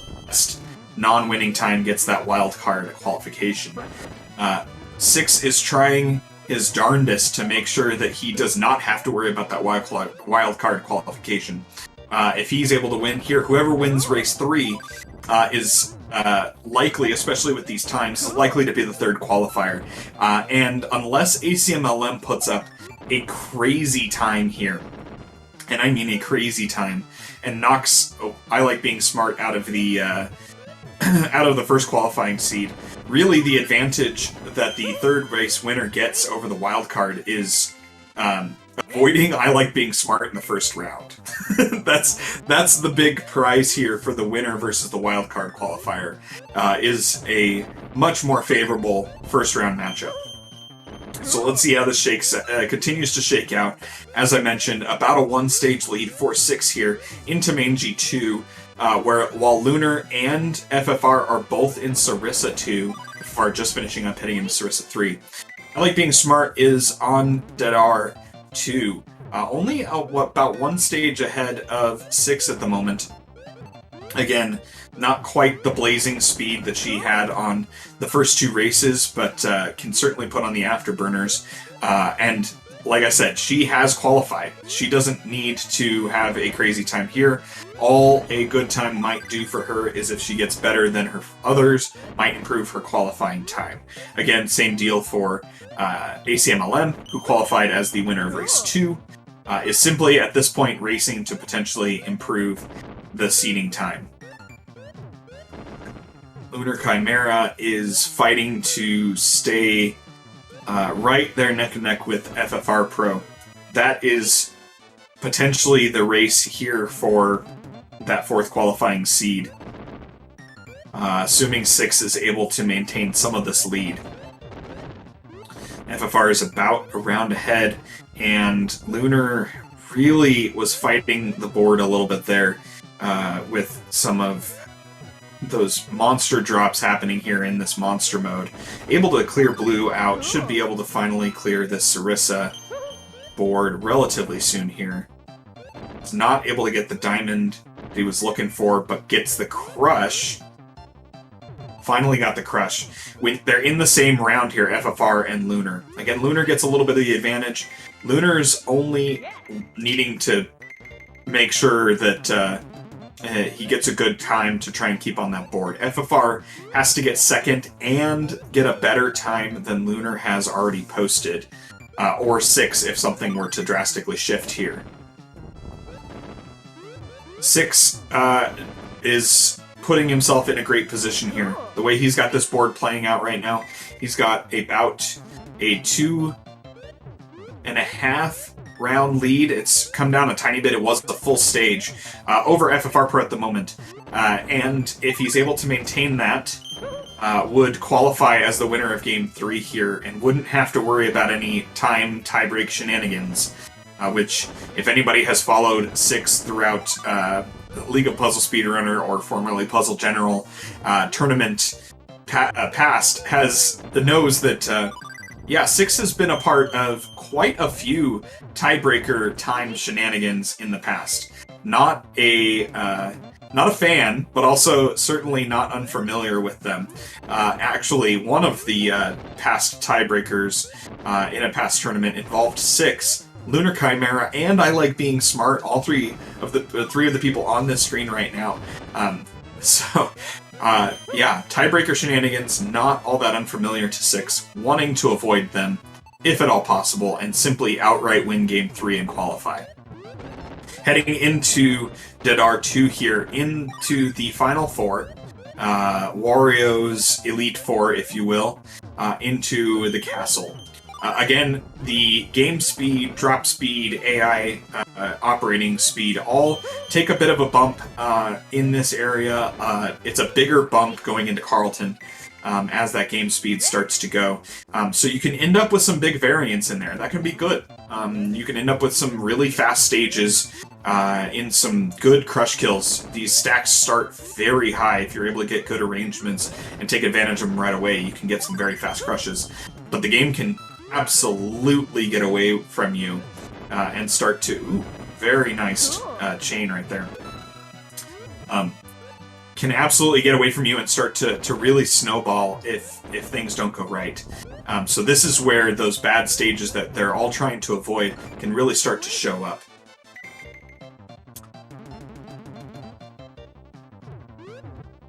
Lunar Chimera over here is working on main G2. FFR is working on main G3, about 1 round ahead. Again, that's going to be the round to watch. 6 is about a full stage, has gotten that full stage lead over FFR once again. We'll see if that's able to maintain with the RNG. I Like Being Smart is over here on Hair 2. Certainly not as fast as she would want, but certainly still blazing. Again, watch that screen if you want to see some of the most high-level play, even on what she would call not a great run. It's just amazing some of the patterns that she's able to see, some of the movement speed and tech that she's able to chain together with minimal mistakes to just put things in the right places over there. Karaoke is also eligible to potentially win this one. As I mentioned before, ACMLM qualified as the winner of Race 2, could potentially improve his qualifying time, but has locked in a spot in the bracket. 2 more spots up for grabs right now, 6 in the driver's seat for him. Entering into Carlton, full stage lead over FFR. FFR is on Dead R1. It looks like Lunar's on Dead R1 as well. Those two neck and neck. Karaoke's about a stage behind them per the update we just got on main G-Locks. So within the margin of some very heavy trolling, but is going to need a lot of help if would have a chance. But she's putting up a great time as well. This is going to come down and be real close here. So let's see how this shakes out. 6 working on Carlton here. Probably wanted to do a little bit more aggressive drops on that stack, but is going to work on getting a diamond over here. Pink diamond is helpful, but no chains to come off of that. Gonna make a 4, again, 4 combos, really drop that stack 1, so chaining a bunch of those together can be useful. And it's just gonna end up with the board clear, which, fast board clear, but certainly not as fast as the crush that he probably was going for there. Very rare incidental drop, so the game prioritizes not dropping a bomb on top of monsters that would make it clear. But 6 got one right over there, and then has the combo chain set up over there. This may be a nice clean setup over here on Carlton 3. There's another diamond, another 4, really lowering that stack, got the crush. There we go. Heading out of Carlton into the final 2 stages, into the hair. Get the rabbit done, get to Wario, get out of here is really what 6 is looking at right now. Has a 4-round lead over both FFR and Lunar. They have to finish up 1 more round of Dead R and then 3 rounds of Carlton, so really building up that lead. Both of them are neck and neck. Lunar just got hit with a big combo. Oh! And then the extra combo, but really able to take advantage of some of that dropping. Let's see if he gets some favorable diamonds to be able to do something with. This Dadar is not playing nice right now. See if he's able to get over there. Again, this fast fall speed at this stage of the game can start to get to you if you're not able to get the speed that you need. FFR Pro was first to get out of Dead R there. Of the 2 of them, able to get into Carlton. 6 building up a lead. Really, really trying to build up enough here so that he can cruise into a Race 3 win and not have to deal, again, with the tiebreakers here. Lunar making a way out of Dead R. In the same round of the same stage as FFR Pro. 6 got the qualifying qualifying in his sights. Really, really trying to get this rabbit down as quickly as possible.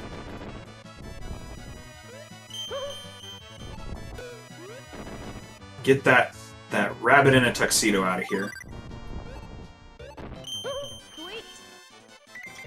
Looking at Lunar and Smart, and every time I feel like Lunar and FFR Pro, and every time I feel like FFR is going to start to pull away, we end up with with Lunar clearing that stage almost immediately afterwards to bring it back in the same round lead. And right now FFR getting the crush kill, which is good because he was really struggling to get that diamond setup put together for a follow-up. That crush was needed. Heading into Carlton 3. Lunar's over here. Oh no. Carlton 2, and there's the egg break. Okay. Lunar's got a good setup to be able to deal with it here. Not a perfect setup, but a workable one.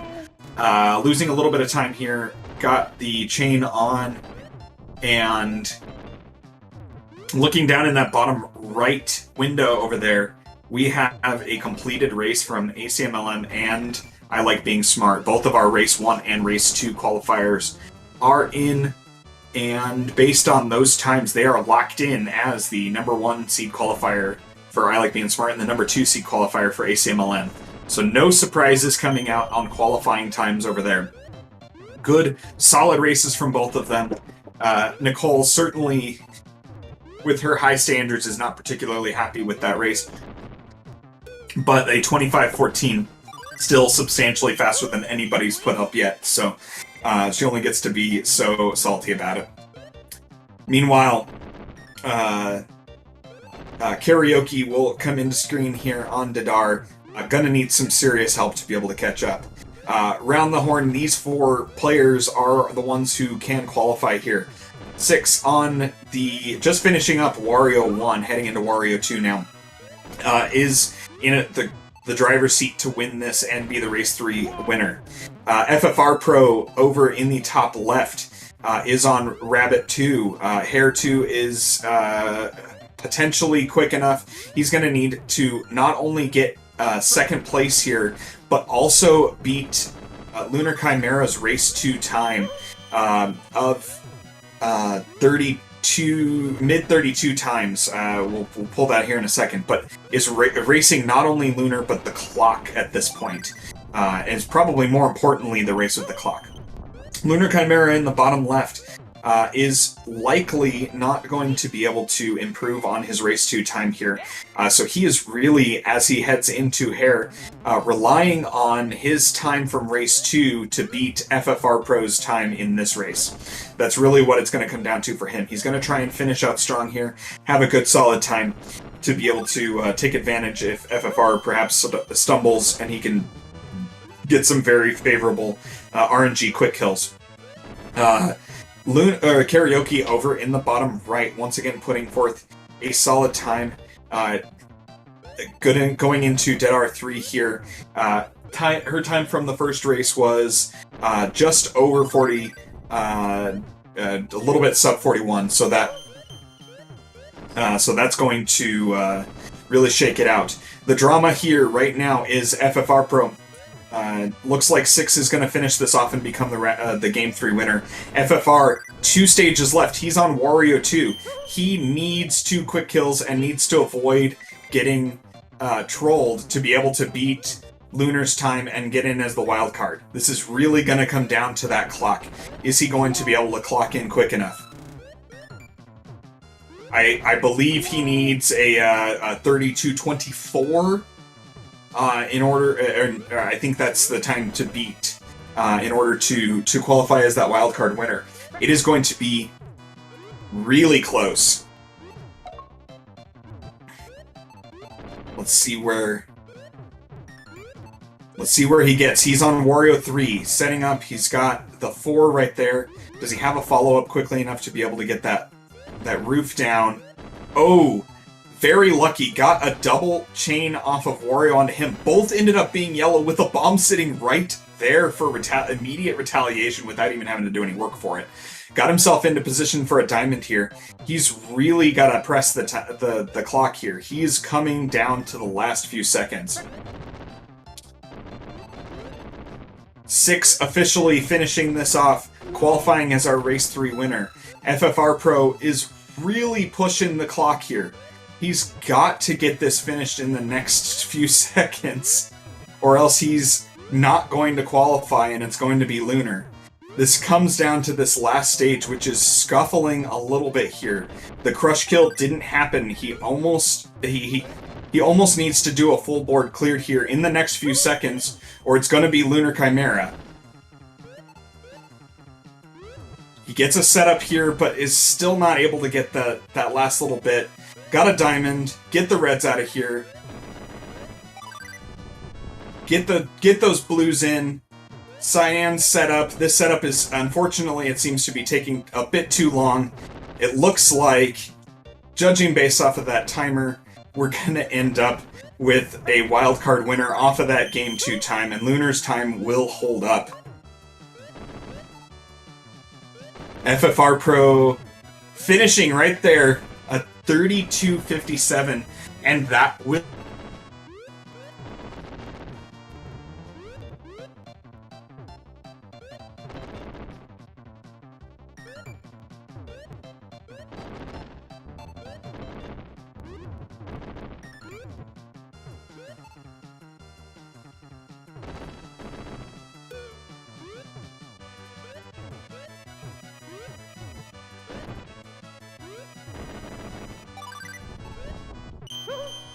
Sweet.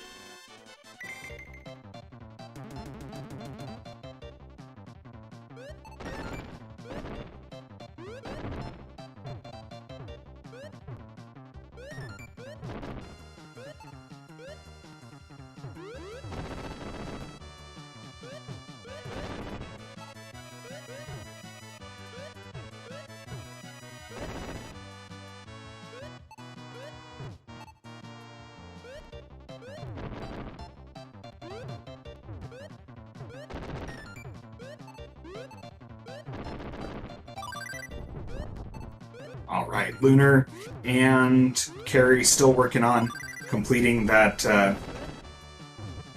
their Game 3 races here, but the bracket fates have been decided at this point. Cool. FFR came down really close, needed to put up a great time, and put up a very good time. Oh man, that was close. Sweet. Honestly, that Wario 3 was the difference there. FFR came into Wario 3 close enough to be able to get it done if he got a pattern and was able to execute. And he didn't get a pattern that he was able to work too much with, and then wasn't able to improvise well enough to be able to make it work in the time frame, and simply ran out of time. Finished with a great finishing time there, but what a finish! What a close breakdown on that 4th seed, with Lunar having that great round 2, able to just clutch it out. 6 sliding in at a solid sub 31 to be able to win that Game 3.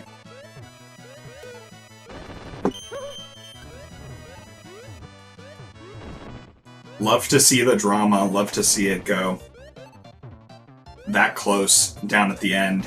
These runners, as I mentioned, FFR is been around Wario's Woods for a long time, and was not putting up very great times in those first 2.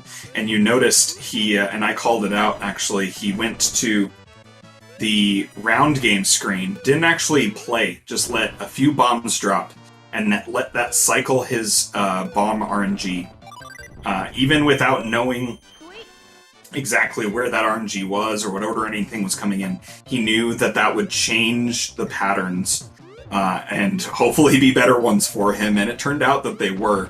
And he was able to do some good work with those. Just at the very end, that Wario 3 troll, just not enough to let him through and finish picking that up. Cool. Sweet.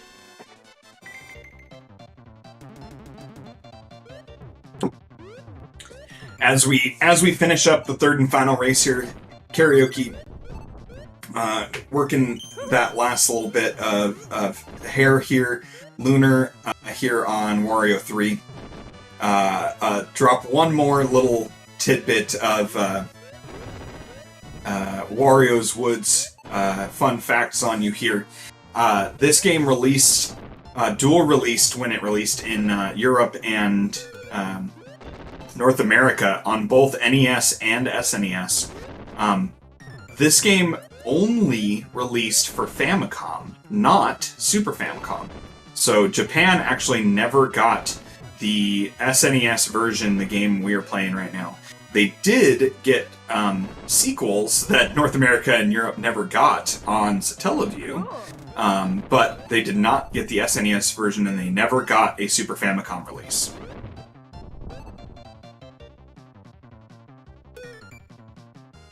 Those generation transitions certainly made things interesting. Lunar Chimera finishing up, polishing up that run. Race 3 completed for him. Karaoke working on finishing out this third race and final race of these group qualifying stages. After this, we are going to go into a bracket stage, best of 1. So that's where it's going to get spicy here, is we're going to see runners need to be on their A games. If they have a rough match, they're going to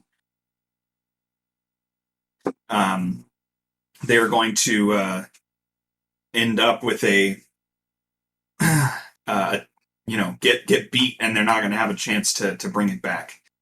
Karaoke opting to DNF. I know this game can be a bit tough on the old wrist for her, so probably opting to finish up and not put her wrist through anymore after 3 whole games of that.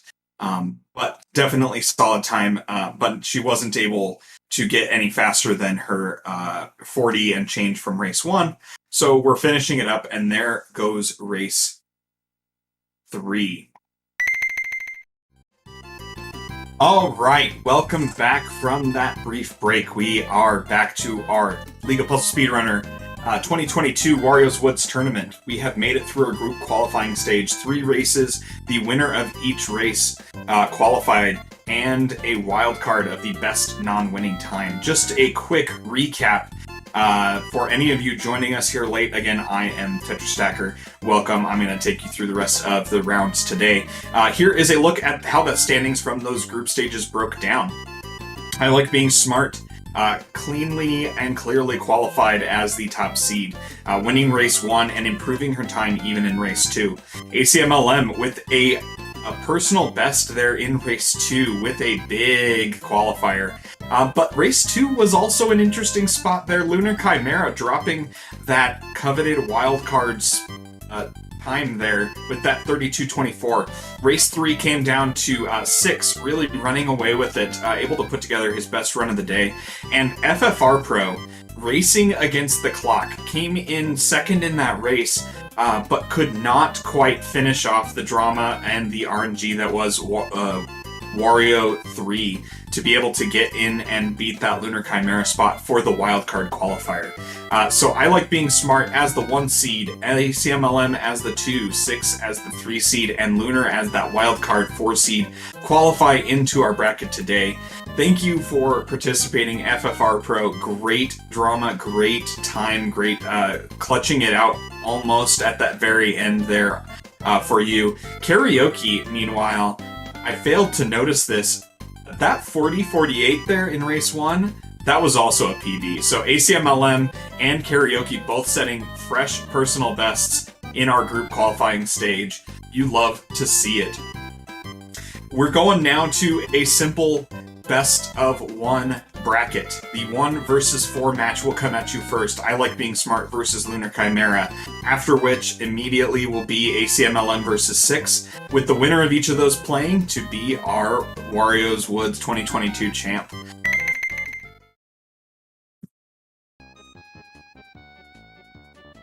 and unveiling once again. I'm going to make another shout out to Cards of the Heart, putting in all of the production value into these tournaments, really going all out, even to put together for a smaller Woods tournament here. And look at the beauty of this layout. The layout we had over before for that group qualifying stage, and here, really, really great work. Wanted to shout him out one more time there, just so everyone can remember that he just put some great stuff together for us to enjoy. I Like Being Smart on the left, the 1 seed. Lunar Chimera on the right, the 4 seed wildcard qualifier. And both are getting ready to start any minute here now. That timer up above in the center is the timer from the race time window, so we will be able to follow along in real time as they ready up and get going. They should be ready to go here. I Like Being Smart in the chat here. May your woes and breakfasts be few. Let's go. Low egg diet. At least coming back from the AI side back onto that screen. CPU opponents are going to be falling on every side, and away we go. Racers are starting. Looks like from our timer to our streams is about a 7-second delay, but not too terribly bad, and let's get going. I Like Being Smart, the clear favorite here in this whole tournament to take it all home. Definitely going to be the screen to pay attention to as far as the really tight technical gameplay. She has been playing this a long time. I mentioned before, number 3 on this leaderboard for this game for a reason, and not just a top-end speed player. Certainly got a lot of good consistency.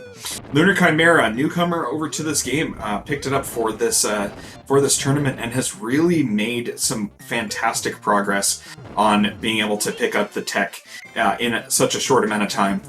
Someone to watch out for as far as total speed. Got more of a high variance runner. We've seen some variance just in the group stage, some really wide variance as far as overall times. Individual stages, there will occasionally be 1 or 2 that will trip up. We've mentioned many times on many different race formats and on different games in this community, you gotta avoid the bad stage. That is definitely true here in this game. I Like Being Smart. Nicole already has herself 2 wins on Boo over here to 1 on Lunar, getting the expected early lead. The setup didn't quite work the way she wanted to over there to try and get those blues, but is certainly getting a new blue there. Fresh start, unlucky with the blue drop, and then the blue diamond. Neither of those were what she was looking for. Wanting to eliminate a color off of the board, and the blues didn't cooperate. A drop of the blue there, not terrible at this point.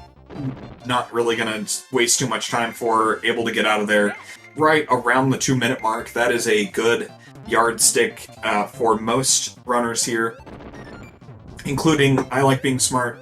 She's pointed that out as if you can sub 2 on any stage, it's a good stage. Look at that movement there.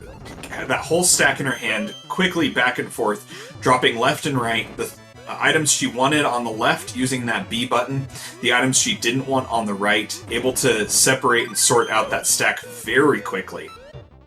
Using that kick mechanism, getting those greens over there, and now just holding down the button and waiting for the bombs to finish to clear up here. She's probably going to get the bomb clear before the crush even happens. Yep, there we go. Hey, I mentioned before, those crushes, you have to wait for the pixie to drop that blast bomb to actually finalize the crush. And in this case, she was not content to simply wait for the crush, and it took... That was probably a solid 2 seconds where the crush was lined up. That was the only thing that could happen. And she just simply cleared the board before it had a chance. Just gotta save those frames. Lunar into Aquila as well. Got a nice little setup here on those blues. Gonna follow up with the greens. Get that board. It is probably too high of a board. There's another 4. You see he's inching that roof down on Aquilia's side of the board. But now I think he's noticed that there's simply not going to be enough ammo or enough time to get that all the way down and get the crush kill, switching over to try and get everything ready for when he gets the bombs to work with, and get that board cleared. This one's not going as fast as he'd want, and he's still waiting on a red and a green. There's a green, finally. And he's not able to get it all off before monster mode starts. Gets the reds out of there, gets the greens, finally is able to clear out of there. Kept that one from getting too far out of hand, and was able to put together a quick finish. Meanwhile, I Like Being Smart is already clearing out of Aqualia right in that 4-minute mark range. So again, really able to hit that 2-ish minutes per stage kind of target that she points to as anytime it's 2 minutes is a good stage, pretty much no matter what. Working her way over there, showing off. You'll notice a little bit of the tech on Nicole's side. And you'll notice this a few times. Instead of climbing all the way up and over a stack and then dropping back down on the other side, what a lot of times she'll do is she'll walk up to a stack, pick the whole thing up, walk past it, turn around, put the stack back down where it was, and then keep going. And that is, in some cases, substantially quicker than running up and over. Depending on the size of the stack, running up over a whole stack of, 8 monsters might take you to, a second and a half more time to run up and over versus doing that quick grab and drop. See right there, she picked up that partial red stack, zipped her way to the top, and then dropped it over instead of running all the way up and picking it up, as would be the normal flow. Working on getting some of that out of there. Look at that one-row crush. Razor bottomed out completely for the one-row crush over there. Love to see that.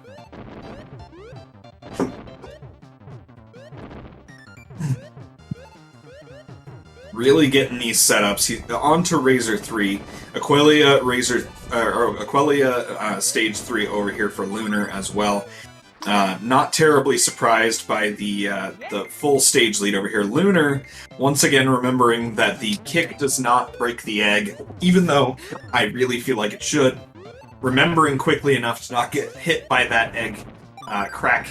It does take time as far as the animation. It slows the game down from dropping more for a brief moment, and then drops a bunch more monsters. You want to avoid that. I Like Being Smart, setting up those greens, and instead of jumping in and unburying the greens manually, simply saw the pinks, took the pinks out, and used that to drop the greens where she wanted. Great vision, great board vision and setup right there. Those diagonal drops and dropping things into place is really what starts to separate the pickup there. I've mentioned this before, and a lot of our runners are very good at that. I Like Being Smart right there. Prioritizing, making sure to take the extra moment and get all 5 monsters off the board at once instead of 4 of them on a diamond. Just saving those little bits of time here and there. They add up a lot. Great setup over here with those pinks and those reds. Okay, got pinks over there for a diamond on the left side. Dropping that bomb there. It's important wherever possible, if there's only one bomb on the board of a color that you are using a diamond for, to include that bomb in the diamond explosion. That makes sure, because bombs are not removed from the board when you use a when you use a diamond. Using the bomb in that explosion makes sure you are down to 0 remaining of that color. Side note, and I mentioned, when you get rid of a color, they're not eligible to drop anymore. There is one exception to that. We haven't run into it in this, and I sure hope we don't run into it at all. Eggs can drop any color, including ones you've already eliminated. That is a bonus danger to letting an egg hatch. If you've already eliminated... Ooh, nice chain, nice finish there on Tad. If you let an egg hatch and you've already eliminated some colors, you are running the risk of reintroducing a color to your board, and that is not a friendly scenario. Carrie in the chat calling that a cold breakfast, and you know what? I like it. I like it a lot. Very, very cold, very icy. No one wants to deal with that. The bacon was, sitting on a heater for the, for a couple hours in that hotel buffet, and then the eggs congealed. No one wants that. No one wants that cold breakfast.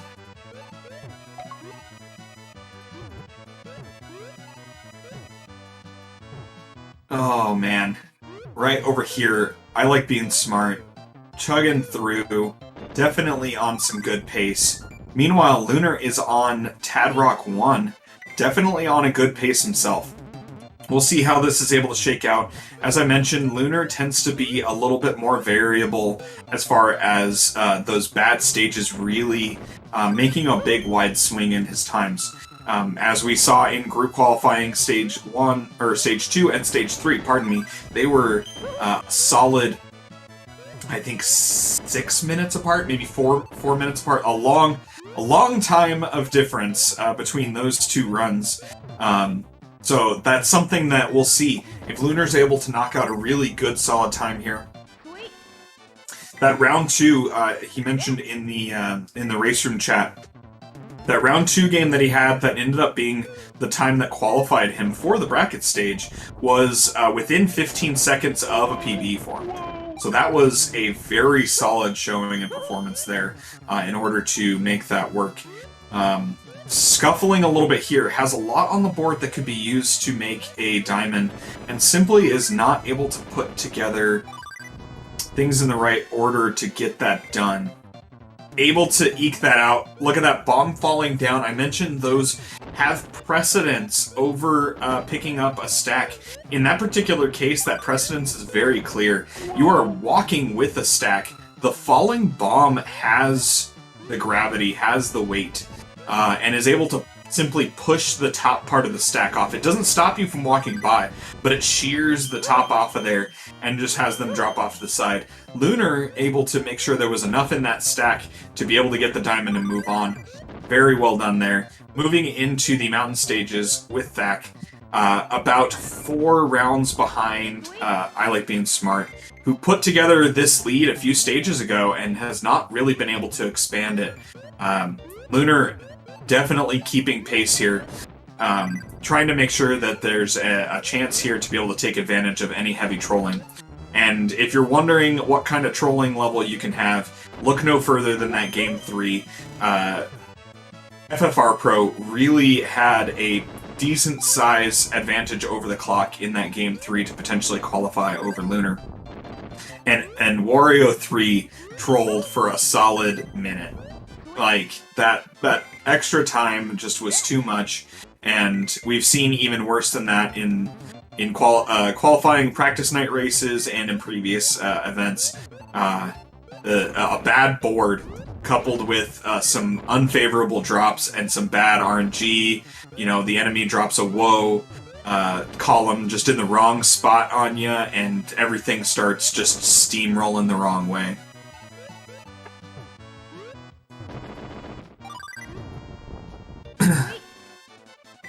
There we go. I Like Being Smart, getting through Sarissa 1.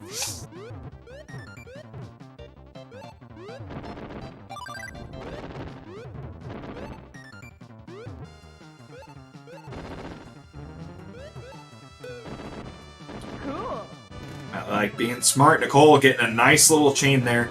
As I mentioned before, those chains not only putting more garbage on the opponent's screen to give you a chance to potentially crush kill them quicker, also extending bomb time and or shortening monster time. Nice! Right there, nice crush kill. Put everything together. There's plenty on the board to crush kill the opponent, but you have to put enough of it together quickly enough.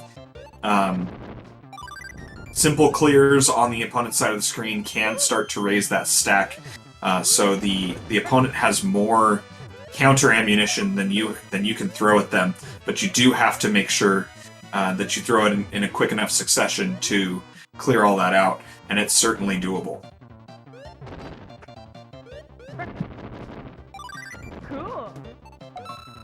Nice setup here. Looks like we're in line for another crush kill on Sarissa 3 here. That diamond clearing the last of those few bombs, securing that crush over there. I like being smart, heading into Mangy Locks.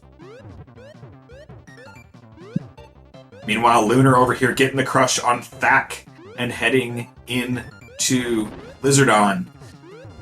We are about 2-stage lead here, so that maintaining that Lunar had been able to do really hasn't been able to keep up.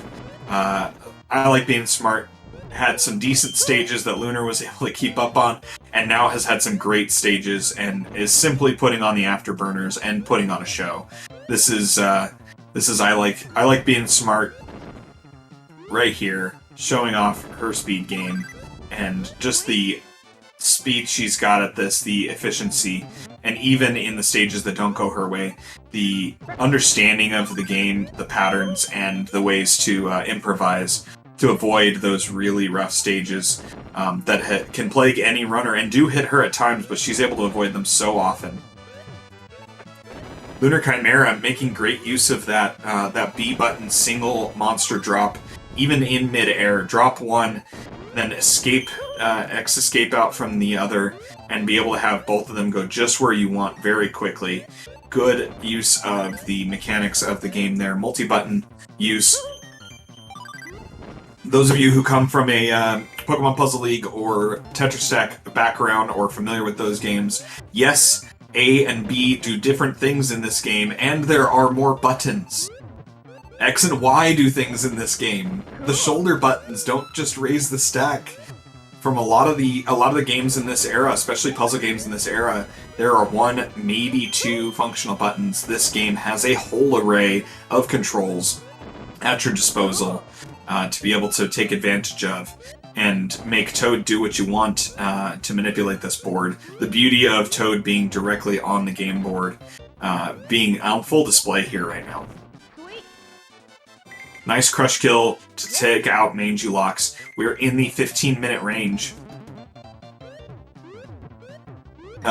Entering into Castle. This is a blazing pace from I Like Being Smart. We are talking a sub 24 potential, maybe even better if she can really get some good quick kills. Though this particular arrangement's not playing nice with her right now. Let's see if she can find a good setup. Those diagonals bailing her out with a decent setup, and the reds right there. So this is a good example. That setup I am 100% sure did not go the way she wanted it to, but able to accommodate a good way to work her way back out of that, improvise her way back down. She sees this pattern, and again, there are a limited number of patterns. You don't know when they're going to show up, and you have to treat them differently based on the bombs. But she sees it and immediately knows what she's going to look for over here. I certainly hope... There we go. Nice chain over there. And she is doing what she tells us all not to do. Waiting on a bomb, and not only that, she's waiting on a red. Sometimes those can take a really long time to show up. Luckily, not too terribly long. She probably decided that that red was coming soon enough that it'd be worth waiting versus setting something else up.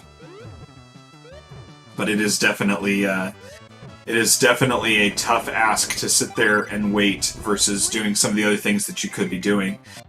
Pretty good time work setup.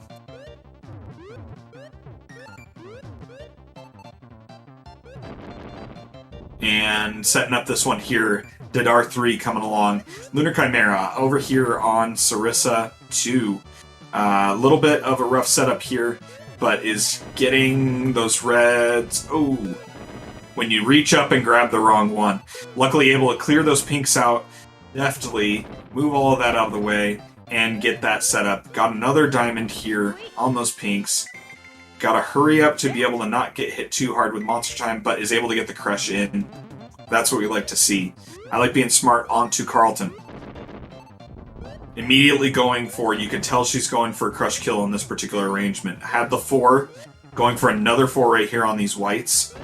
Oh, she knew, oh, that was, see, that's Nicole knowing the bomb seed. She knew that she could go for a 4, then realized what seat she was on, knew she would have another white incoming, and waited to go for the diamond instead of going for the 4 to be able to lower the ceiling. Looks like that was incidental there. She was trying to set up something else, but it worked out. Ended up being a whole chain. You take those. Hashtag we take those. And instead of a crush setup, again, I've mentioned, you try and do a crush on a lot of these, but your backup plan is still clear the board fast. Luckily, those two things aren't mutually exclusive. A crush setup doesn't slow you down a lot on clearing the board. So, able to pivot into that quickly and work her way through. Got those cyans already ready to go. Unfortunate cyan diamond, not the one she wanted over here. Getting 4s, getting cleared, getting down to the bottom of this stack, and again made that fantastic play of making sure to use every one of the cyan bombs on the board to remove a color. Not really the arrangement she's looking for, and again, her diamond down at the bottom was not the color, so goes for the crush that time. Starts lowering that Carlton side stack real hard, and working on getting into Carlton 3 here. Meanwhile, Lunar Chimera has made his way over into Mangy, getting a good solid time here. Probably going to get out of Mangy Locks in the 22 or so range. Probably not on PB pace at this moment, but again, the late stages, if you get the right RNG, can certainly be a lot faster than the early stages with those potentials for those quick crush kills. Kind of like I Like Being Smart just dropped there on Carlton. You saw how much was still on her board when she got that crush. Just so much able to get through and make happen. Smart not falling for the early breakfast setup for those yellows that is so tempting. Jumping down and setting up those reds with the red bomb already on the board to get a quick diamond. And there's the diamond. Look at that quick crush. Look at how fast that was. That's the quick crush we're talking about there. Smart setting up. There's another 4. And here we go with the bomb. Once again, making use of all of that movement tech. The B presses to be able to drop those.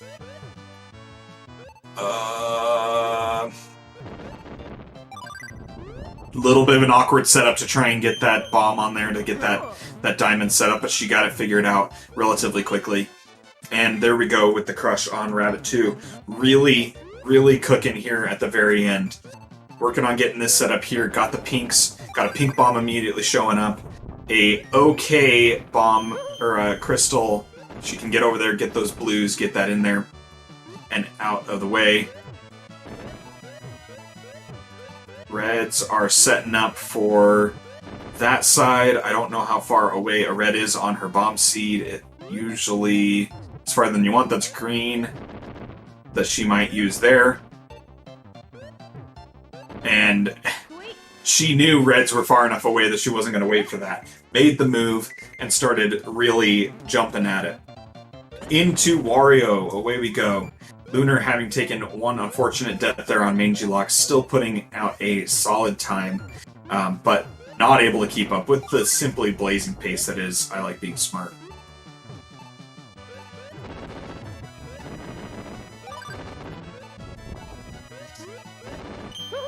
Cool. Alright, nice little chain, followed by a 4, followed by a crystal, making sure Wario doesn't have much to work with on that side. Set up the green for the crystal with another chain, and here comes the Wario crush. Almost beat the crush. Almost cleared board before the crush could show up. Again, not wasting that time just in case the pixie decides to take a long time. Immediate diamond into the chain there, followed by another diamond to chain, and 4 to lower. With one more diamond, that green, not the most favorable diamond there, but workable.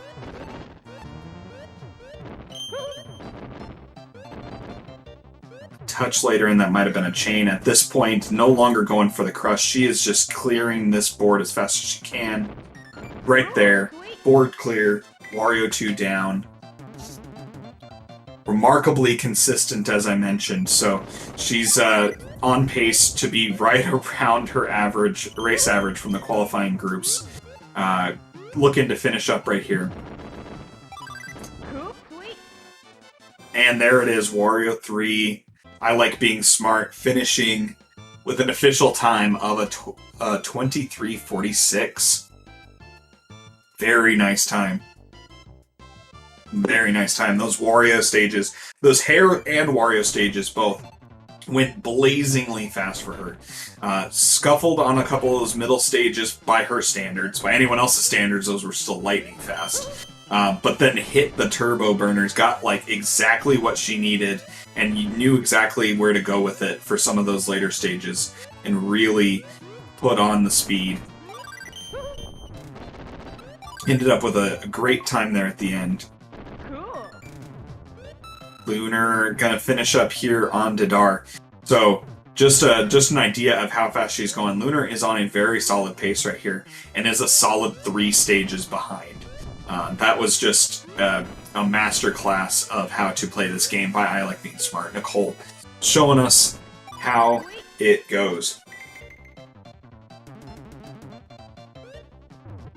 Reminder, folks, this is the 1 versus 4 matchup.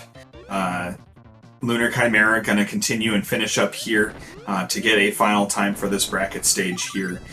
This is a best of 1, so I Like Being Smart has qualified for the finals. Lunar is eliminated, but was able to put up a good performance here and a good show.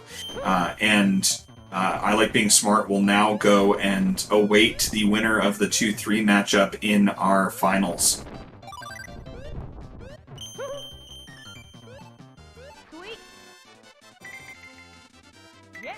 Love that Wario dejected and beat animation right there. It's just so satisfying looking. When you take Wario down and he's dejected, that is the satisfying thing to say.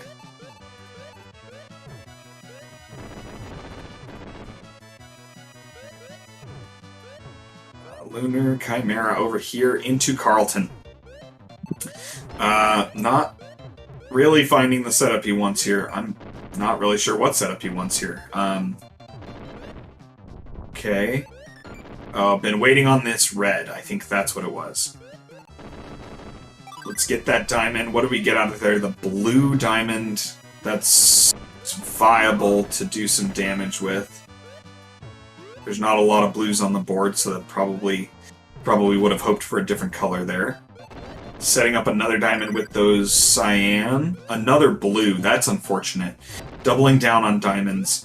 Once again, you want to get rid of every color, every instance of a color on the board. Diamonds also count. If all you have on the board is a blue diamond, no bombs, no monsters, well, guess what? They can still drop blue bombs and monsters. So you want to get rid of those, and getting 2 diamonds of the same color is almost never optimal. But, again, that's some of the RNG. You can't really control that too much. Rolling with the punches here. Getting his way down.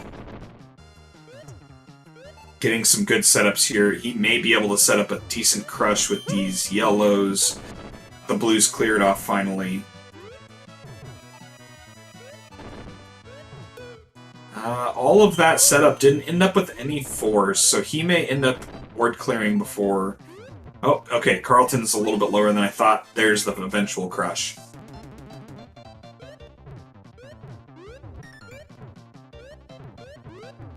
Putting all of this together to finish out strong. Lunar Chimera, again, new to this speedrun. I don't think completely new to this game, but certainly picked up the speedrun for this tournament. Has put together some fantastic improvement, put together some good times. And proven skill at this in such a short amount of time. It's very impressive. Just simply ran into the buzzsaw that is Nicole, and we all got to watch a great performance by her to qualify for these finals. over on, I mentioned before, the end credits of the hard mode do give you instructions for expert mode if you care to have a more difficult challenge. Those instructions currently on display on Nicole's side of the screen. She let those credits roll. And so you can see those there.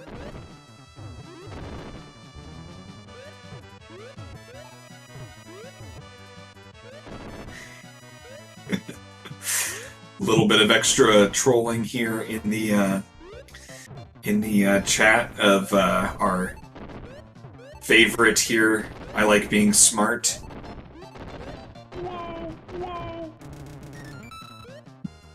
About how dominant she is here.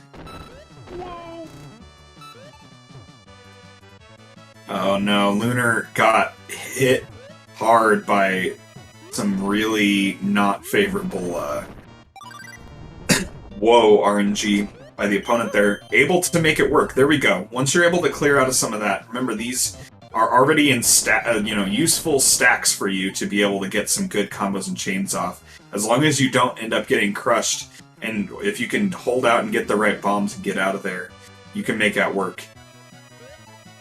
Lunar trying to figure out the best way out of here, or waiting for a specific bomb, perhaps. This is monster mode now. Not everything that falls is going to be a bomb. But that diamond will help. There we go. So everyone who's speedrun this game, or even played this game in any capacity, has seen a screen like that before and been on the wrong end of it. But they do all eventually have a way to work out. Didn't even have to clear those reds to get the clear over there. Makes it through Carlton. On a decent pace, all things considered. That troll certainly was not ideal there, but able to make it work. Clearing out some extra stuff, knowing that the red was coming but not close, but unable to set that, maintain that that setup for the diamond on the reds. Sets up a new arrangement here on these pinks.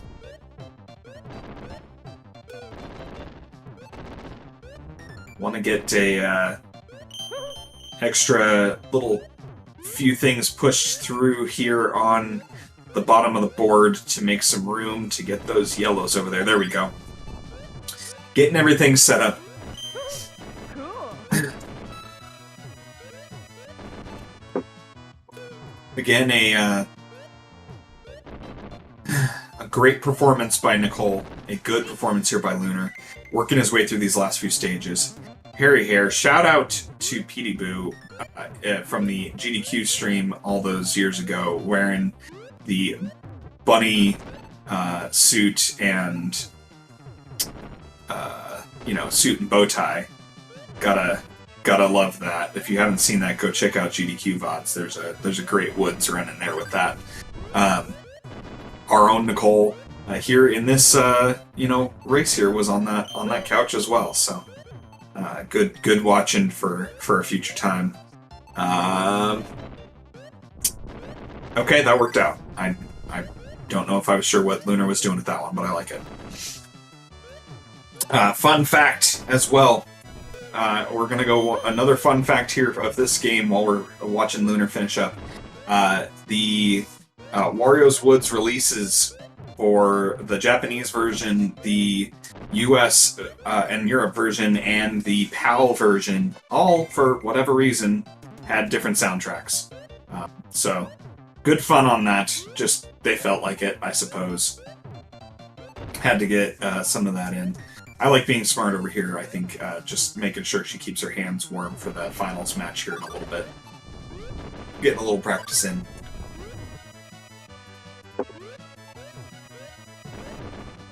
Cool. Sweet. Yeah.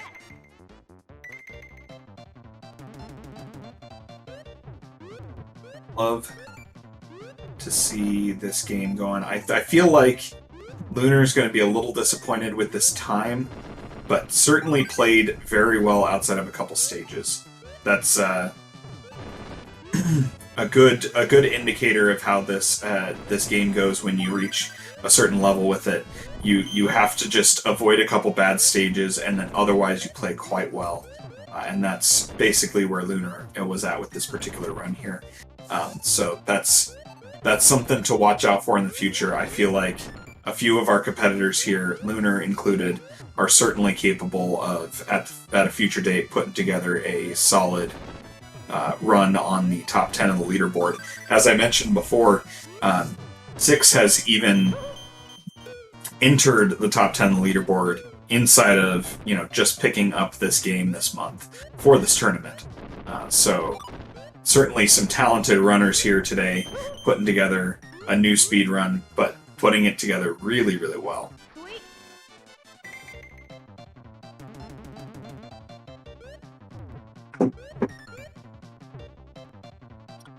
Remember, as soon as Lunar is done here, we have our 2v3 match on deck. That is going to be ACMLM versus Six, who won our second and third races respectively, and qualified as the second and third seeds respectively. That is going to be a tight race. ACMLM dropped a fresh PB in race 2 to win that race. We love to see those, and any potential additional improvement is great to see as well.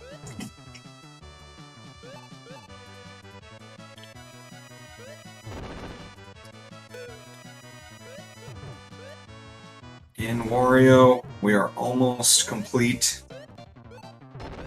Lunar is Cool. trapped up at the top. Oh, look at that! Look at that chain! Beautiful finish! The swag finish, worth the wait. Let's go, Lunar. Swag is worth points. You get a lot of them. Here we go. I don't know what... The points aren't worth anything, but you get them, because that was awesome looking. Gotta love the swag chain for the people. Great finish. GG's. Official time for Lunar. A 35:08 solid showing.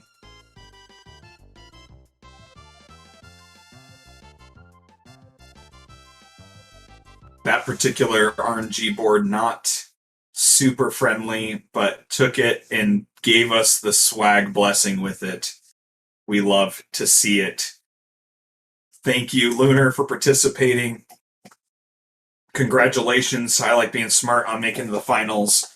Now she just gets to sit back and, as she's doing right now, stay warm and wait and watch this 2v3 matchup that's about to come at us here. ACMLM versus Six coming at you next.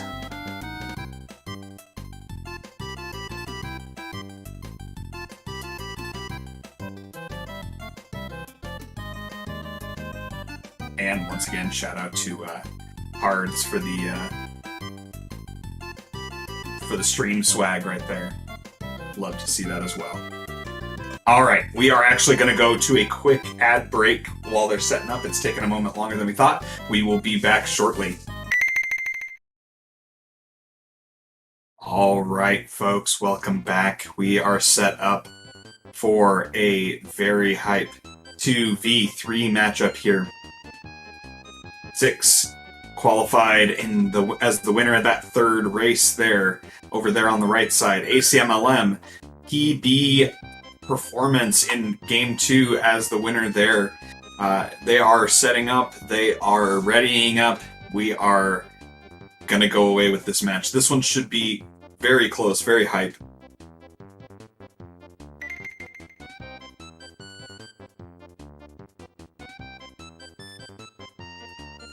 And timer started. Okay, away we go. This one should be a burner. We had some very close times between them on some of ACMLM's slower times and Six's faster times.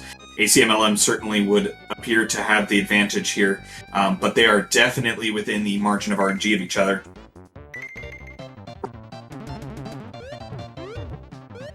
And away we go.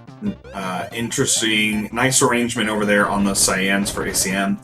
Jumping in those immediately and getting the bomb quickly.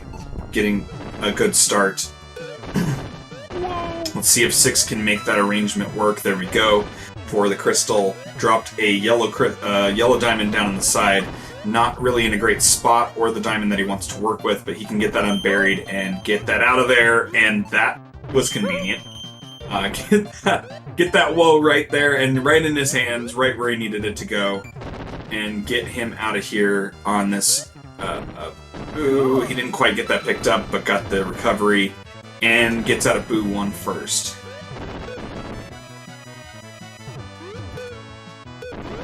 Sweet.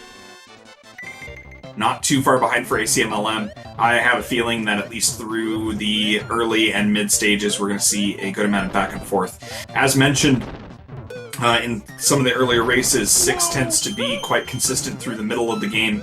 It's just a question of those final 4 stages or so, how those are going to shake out. ACMLM, on the other hand, has kind of just gotten stronger as the day's gone on. We'll see if he's able to harness that. In spite of this Monsieur Boo, who's just really not playing kindly at the moment for him. And we'll see what he's able to make of that. ACMLM has really been around this game for a long time in one version or another. So definitely the more experienced player here, if things start to go really awry, may have the advantage on improvisation in particular. 6 over here setting up, kind of having trouble setting up, but there we go, finally got it. A nice swag chain with the diamond, gets some nice clear, makes sure that he doesn't end up in monster time, and gets those reds set up. Gonna be able to... Which way is he gonna go with that? Drop that in there. There we go. He looks like he should be able to get out of Boo here quicker, but ACMLM's keeping him on his toes, keeping right behind him. This is gonna be real tight for a while. 6, first one to make it out of Boo into Aqualia. ACMLM mere seconds behind at this point. Finishing it off at Boo 3. There's that cyan that 6 was looking for. Gets the nice chain, gets the diamond, able to get some clears out of here. Deciding to turn that 3 into a 4 because the extra bomb dropped. And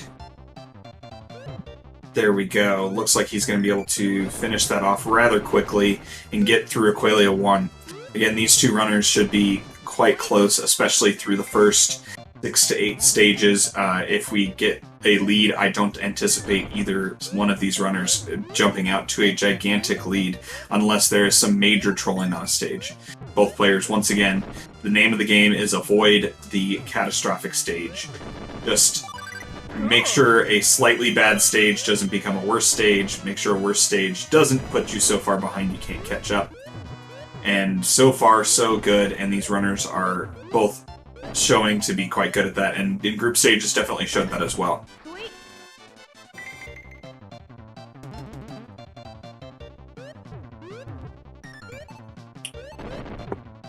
Alright, 6 is on to Aqualia 3. ACMLM just mopping up Aqualia 2 right now. With the bomb, sets it over there. About a half a round lead right now, which is next to nothing in this game. We'll see what that's able to go. I don't know that either of these racers will be screen watching. I don't know that either of them would care to, with how much is going on. I think 6 in particular is simply going to try and put up an aggressive quick time, knowing that he is probably the underdog on time. If ACMLM has a good run and a good speed and pace, then he's probably going to go, but he wants to make sure he's in a good spot to take advantage of it. If you look at 6's times from the group qualifier, he also got a little bit stronger as the day's gone on. So we'll see if he's able to harness that into a good run. And like that small amount of lead has evaporated. ACMLM ending up in Razor slightly ahead. Mere frames, not a big difference, but the small lead that 6 had built is immediate and gone. And there we go, getting that set up. The quick down stack from ACMLM. His extensive experience in this game in different categories really starting to show in his gameplay style as well. It may not have been distinctly and specifically tuned for one one player versus in the SNES format. He plays a lot of the NES version of Wario's Woods, but those skills certainly translate.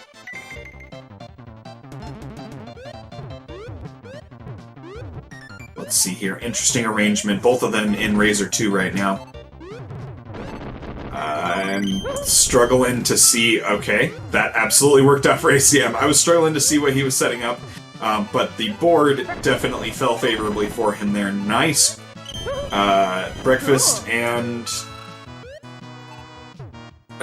chain there. Gonna get the crush there on Razor. Not too long after 6 just got the kill over on his side as well. 6 is getting set up. Pink bomb right where he needs it.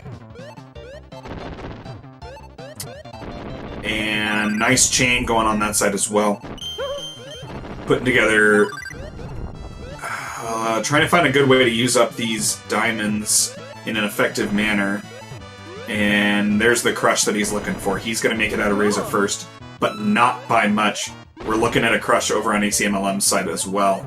Going to take a second here for it to finalize, but that'll do it right there. Mere seconds separate our runners at this point. And at this early juncture, there's a lot of race left to go. ACMLM trying to arrange those, going for the greens. Looks like gonna go for, ooh, pink diamond. Gonna try and arrange some of these blues. Really doing work to try and arrange a diamond out of that, and just did not fall the way he wanted to, but pivoting quickly, able to get over here. Meanwhile, 6 is finishing up Tad 1.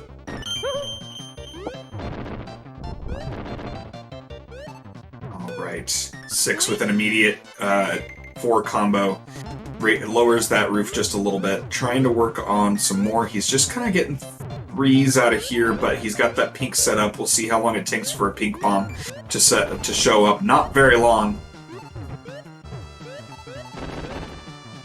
6 arranging those greens to be able to do another 4 combo and lower that stack, finish off the crush.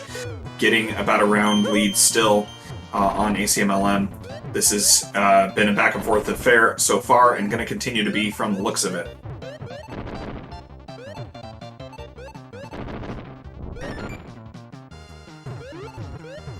Working on finishing up that board over there for ACMLM, taking the extra moment to make sure he dropped that other green in there. Again, wanting to finish off a color. Gets the drop.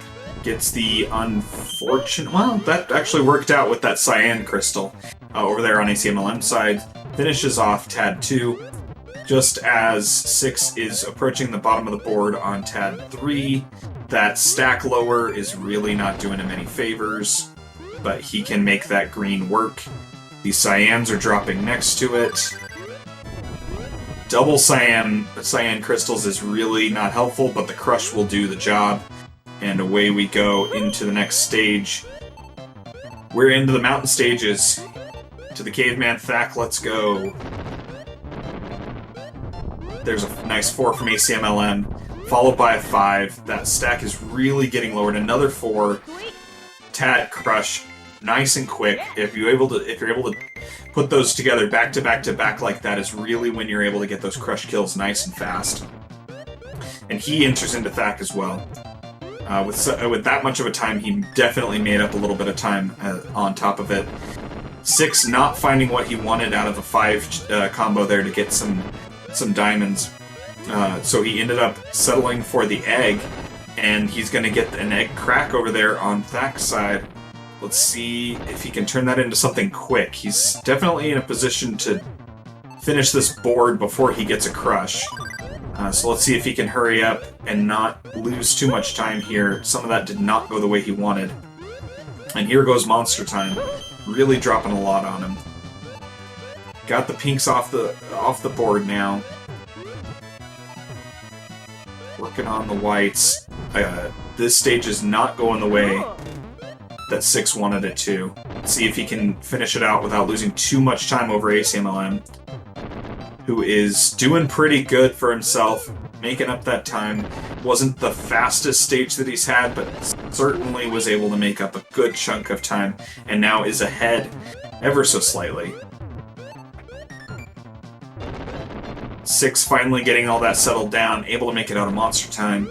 Had to cycle all the way back through into bomb time to be able to get that. Lost a little bit of his lead there, and certainly is now a bit behind, but not too terribly. That blue diamond drop there on ACM side, very nice. That's basically the exact color he wanted there. Another crystal drop. This one, pink, will do the trick if he puts it where he wants it, which he's working on. Low enough stack that this shouldn't matter. Gets the crush. 6 ended up with only a 4 combo out of that instead of a 5. No crystal for him. Still working on lowering that stack a little bit and just knocking stuff out there. Another stack lower. He's really going to need to prioritize clearing this board to not lose too much time here. There we go. That should yield a diamond that will do part of what he needs. Got those yellows and got the cyans. Kept him from falling too far behind. About a half a round lead for ACMLM at this point. ACM's trying to set up... Oh, he was trying to set up the chain and simply got incidental cleared by a falling item. That's annoying and frustrating, but he moves on, keeps going with his improvisation here, is really getting some good setups for... There's that red. Some pink. A pink bomb would do him a lot of good here. He just moved that stack, but is able to get back over to it. And there we go. Just a couple of greens to finish the job here. And he is first out of stack. Into the next stage. 6 with an incredibly fast time. Right behind him. Heading into Lizardon. And away we go. Setting up these cyans over here on ACMLM's side. Did not set that up the way he wanted to. Has to wait for another cyan bomb for that to work. Or set up something else. Looks like he's going to maintain that cyan diagonal setup and wait for the bomb. There it is. It, thankfully for him, did not take particularly long to get there. Hello. Looks like he's going to start setting up a pink on that side. Gonna let those greens drop his way over here. Can he... Yeah, the air dunk over there on Toad. He's able to get that first stage done first. 6 is scuffling a little bit over here, trying to set up whatever he wants. I don't know what he's going for, but it's not really going the way he designed it, from what I can tell. The crush kill will do the job, though. We like those. Again, keeping this nice and close.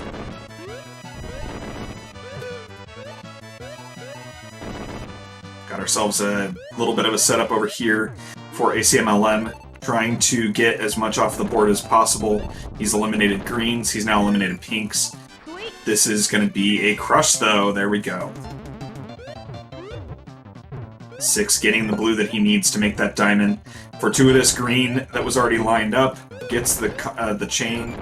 He's looking for some stuff to clear the board. At this point, a crush is possible, but he's, again, trying to just clear board quicker because it's probably going to be faster than waiting for the crush. There we go. And again, about a half a stage lead by ACMLM. This has been a little bit back and forth. Neither player giving up, much of their lead willingly, but a long stage from each of them once or twice, but none of them catastrophic, has literally just led to back and forth right in this little one or less stage variant or round variance. And ACMLM finishes off Lizardon 3, is going to be the first one out into Sarissa. 6 mere seconds behind, finishing off Lizardon, hitting the Sarissa himself. The arrangement right there allows for an immediate removal of all of those reds, plus a egg drop there for ACMLM. Sets up some yellows over here, immediately unsets them up because he saw a better arrangement. Quick kill, that is a good arrangement and a good execution from ACMLM over there. Good arrangement. 6 taking advantage, I mentioned, of that momentary coyote time. Able to drop the bomb and still have the arrangement lined up for the other monster realized that it didn't have support. Once it realized gravity, it was affecting it. Setting up over here, again, we are within a round of each other. this is a really close race, people, and no one's really shown that they're going to pull too much ahead. We got crushes going on both sides. Sarissa just went down on that side on ACMLM. Little bit longer than he wants over here on 6's side, but able to get a diamond setup here and a crush as well. At this point, the diamond setups are being helpful, but both runners are essentially using them as a way to get better and quicker crushes. ACMLM getting woed in a not particularly good spot. That chain garbage coming in from Sarissa, and was able to make sure that he got a diamond out of that. Very helpful and useful. Good eye to make sure that he didn't set it down in the wrong spot and lose himself that opportunity. There's so much going on between both of them, and they're so close at this point. Just trying to keep up and see who's making what moves and which decisions. We're in Monster Time over here on ACMLM. He's able to get himself that cyan diamond. Let's see if he can use that to get some clear that he does. Get some of these reds off the board, but not completely out of the way. 6 is probably going to board clear once he gets this blue. A white diamond would have been great, but not necessary. And he gets out of Sarissa first. And it's not going to take long. There it is for ACMLM. Again, mere seconds separate. And those are the stages that have really made the difference so far. Very small time losses that have stacked up and been, not super favorable stages for one or the other. Runner has given a small swing, but these swings are well within the margin of what can happen, especially in those castle stages. 6 over here working on setting up these cyans. He gets a lucky drop from above, but it's a cyan diamond. Oh, and the crush will do the job. We don't mind those. ACMLM working on setting up his own mangy one. Putting together these grays here. Working on getting that, doing that full stack. You see, moving the stack all the way over, then grabbing what he needs, then being able to launch 3-4 combos in a row, get that quick crush kill in and out of there, moved on. 6, unfortunately, getting a gray bomb dropped right as he put that together, so he wasn't able to eliminate grays from the board, but able to drop that nice 3-chain to be able to get himself some more bomb time, as Mangy's actually already entering into Monster Time. And possibly here comes the crush on that side as well. ACMLM with a really fast Mangy 2, and the Mangy 2 on 6 taking a little bit longer, and we have another lead change. Going back and forth again. Again, really tight, really close. Neither one really taking it away from the other or running away with it. But both of them just keep trading back and forth these small time saves. ACMLM setting some stuff up here, got that crystal out of the way. You got a garbage stack from the opponent there, throwing down some eggs, got a breakfast egg. Working on those pinks, okay, that's a 4, but that's not going to be enough to really do this. A crush is still on the board for ACMLM, but he's probably going to have to go board clear to be faster, and monster mode, again, makes that more difficult. Not impossible, but tougher. Got the egg there. Meanwhile, 6 is having a solid setup over here. Again, not perfect, but he's going to have to board clear as well. Both of these Mangies look like they're going to be board clears. Who's going to get out of here quicker is really going to make the difference. 6 is down to the last one. ACMLM near sync. Oh, the victory signs from Toad almost in sync going into the castle. Let's go. Okay, this is coming down to RNG. This is really what it's going to come down to at this point. Both players playing fantastic. They're both making the adjustments on the fly that they need to, working with whatever the game is giving them. It's just going to be a matter of who's given a little bit more from the game, I think, at this point, and who's able to, again, avoid those really catastrophic stages. That egg way over there on the ACMLM side, he's not going to make it to it. The egg's going to hatch. I don't know how much damage that may or may not do to him, though. He's going to be able to turn those cyans into something good. Not as much as he would have hoped. He was trying to get a diamond out of that. 6, in the meantime, is able to clear out Dead R1, heading into Dead R2.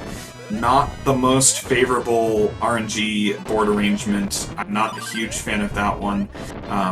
And it seems like 6 is not 100% sure what he wants to do with it either. He might be working on trying to get to a... Oh, okay. We'll take that with the cyans, but he's certainly not entering this stage with as much of a clear-cut plan and what he's aiming for as he has in the past. Meanwhile, ACMLM has definitely got a little bit better block arrangement here in this Dead R2 for him. We'll see how he's able to take advantage of it. That chain is really going to help him out. He's going to have a fast crush. He's going to come out of Dead R2 ahead, while 6 is mopping up this stage that simply was not a block arrangement that did him any favors there at the beginning. I'm not personally a fan of that particular block arrangement either. It tries to give you a buried egg scenario where you can get a breakfast egg drop, but not a whole lot more. 6 able to keep it from being too ridiculous on him. ACMLM over here working on those reds.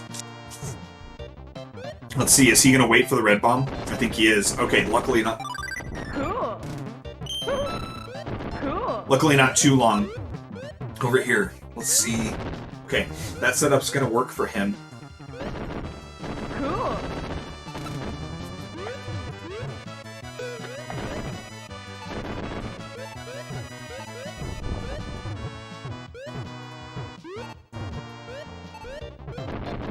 Alright, looking on finishing up over here. Some of this, he's going to end up out of Dead R first. That semi-long Dead R stage over there for 6. The arrangement did not do him any favors.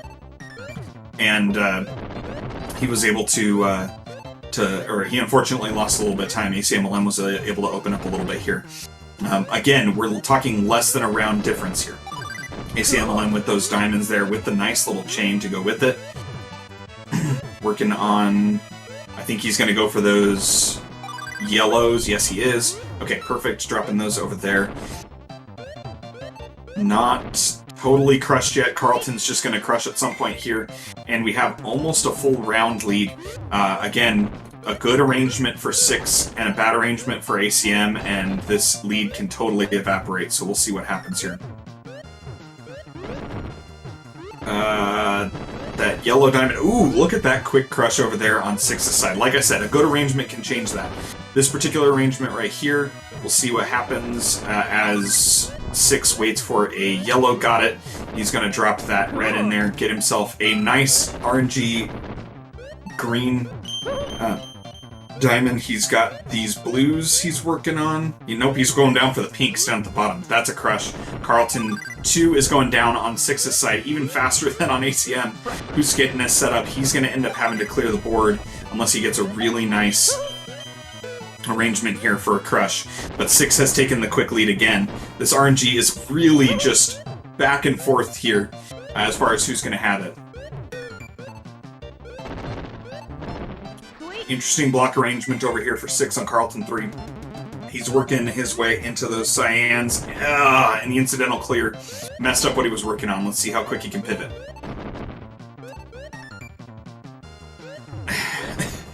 and you can see Toad just with the look of dissatisfaction. Like, come on, why did that have to happen to me? I don't know if that's how 6's face is right now, but it seems like everything that 6 is trying to put together here is just simply not going where he wanted it to. Nice chain. Work his way back out of monster mode more quickly here. Staunch the bleeding of a stage that simply didn't start the way he wanted it to. He's going to work his way over and try and work these yellows, I believe. But that yellow bomb is simply buried too far for him to do anything with, but he can get one from the top. If he sees it, he does. There we go. Sets himself up with a chain to go with it. Gets a 4, gets the Carlton Crush, right as ACM gets the Carlton Crush.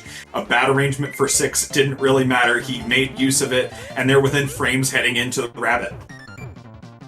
Here, stage 1, let's go. Alright, we have an interesting setup over here for ACMLM. He's getting a lot of 4s, but he is not getting anything that he can work on real easily to get a 5. I think he's going to try and get that red diagonal, but now he's dropped it too far, so he may need to adjust. We already have 1 diamond used over there on 6's side with a 4. The crush is in the works. Let's see if he can put together enough. He's in a bit of an odd scenario here, but I think he's going to drop that down, go for another 4, and I don't know if he's got enough juice to be able to get the crush as it stands right now. He's going to have to try and get a 5 out of here somewhere. That incidental yellow's not helping him. ACMLM got the better of that one and gets into Harry 2 faster. Good arrangement here. ACM making great use of those yellows, knew what to look for. Ends up with an unfavorable diamond, though. That yellow diamond's not what he was after, and wasn't really in the position he was looking for either. Able to make good use of it down here, but he was able to do enough else to be able to do that. He's got a crush in the works. Here it is. There's Harry Crush 2, and oh, he has pulled himself to the biggest lead of either player for this entire race. 2 rounds. 6 is gotta pick something up here. This Monster Time's not doing him any favors. Gets it on the second to last frame before that Pidgeot. Put a new monster in there. As I mentioned before, 6 is incredibly consistent in those middle stages. That's at a speed that he can handle. He's able to accommodate those quite well. The speed here in these late stages, if something doesn't quite go right, occasionally it can snowball on him. But he's done a fantastic job of not letting that be too much the case here. So let's see if he's able to make up some of that time on some good stages here. ACM is about, he's 2 rounds ahead now with a great time there. This arrangement's begging for a cyan. There it is. The green is not what 6 wanted to see there. Okay, working a crush on Harry, trying to get out of here. Meanwhile, ACMLM is on Wario 1. Working... Oh, that didn't go the way ACM wanted. He wanted that dunk. He wanted to put that on there and get that gem, but that didn't work. Now he's got to abandon that green idea, and he's going somewhere else. This may be a chance for 6 to make up a little bit of time. Plans for ACMLM are not really going how he wanted. He doesn't really have a great setup for a crush here. He's got the board down a little bit. That diamond certainly helps, transferring all of Wario's monsters, or bombs into monsters. There's a little bit of crush help. He's got Wario with not a lot of space, but how long is it going to take for this actual crush to come down? Meanwhile, 6 is not in a great block arrangement himself. He definitely needed some help to be able to make up some time here, and isn't really getting it. ACM gets the crush, and it looks like Wario trolling is what this is really going to come down to. ACMLM either is going to lock this up, or Wario is going to decide it, which we've seen already before. There we go, nice catch by 6. He's going to get the crush on Hair, going to get into Wario, not too long after ACM here, but a round and a half lead for ACMLM. About a half a stage. Let's see how this shakes out. Wario, RNG, what are you going to do to us here? ACMLM is going to get the board clear maybe before the crush happens here. Some quick setups, some quick stages for 6 might have the potential here. What he's got set up on this board doesn't look like it's going to do the job. And this is another one of those block arrangements. Yep, he was waiting on the reds. Got himself a blue crystal, which really was not what he was looking for there. That was unfortunate RNG on that particular crystal. He's got himself set up for a chain. ACMLM on Wario 3, though, has himself the... he did not get what he wanted there either. The incidental clear kept that from being as quick as he wanted it to. He's trying to lock this out, secure that spot in the finals, and that Wario was practically all the way up at the top. Crush is not really the option here. Putting together some clear, and he clears the board, and there we go. Finished it up, ACMLM. Ooh, they were tied going into Hair. They were so close, but a little bit of delay on one side, a little bit of a bad break for 6, and then a couple more bad stage arrangements that 6 just didn't quite know what to do with. And ACMLM's bigger experience with this game proved to be the difference. 6, as I mentioned before, recently picked this up for this tournament, and then catapulted himself into the top 10 of the leaderboard in a matter of weeks. But the board vision that he has developed couldn't compare in this particular case today with ACMLM's experience on this game over years. And that's, I think, down at the very end as things started shaking out and the board drop speeds ended up getting too fast. I think that's really where it shook out as the difference for 6, not being able to quite put that together when ACMLM was. Great, fantastic race. So many lead back and forth switching. Oh, man. ACMLM's final official time, by the way, 29:59. Just barely sub 30. Fantastic time. Fantastic race. 6 finishing it out strong. There goes Wario 2. Wario 3, he's going to finish up here shortly. Let's see if he can get a time around where he got maybe round 2 in group stage.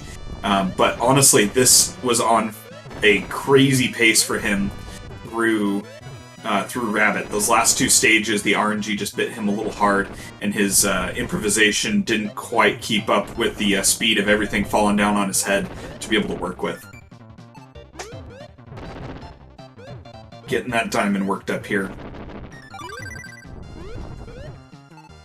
And getting into this. We are getting ready to head into the finals after this. 6 with a fantastic show. ACMLM with an even better showing over here. To qualify himself for that finals matchup with Nicole.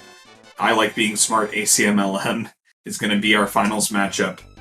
Great finish there by 6 to finish out strong. 32:27 the official time on his side. And wow, that one through 10 stages was the closest, most back-to-back, back and forth.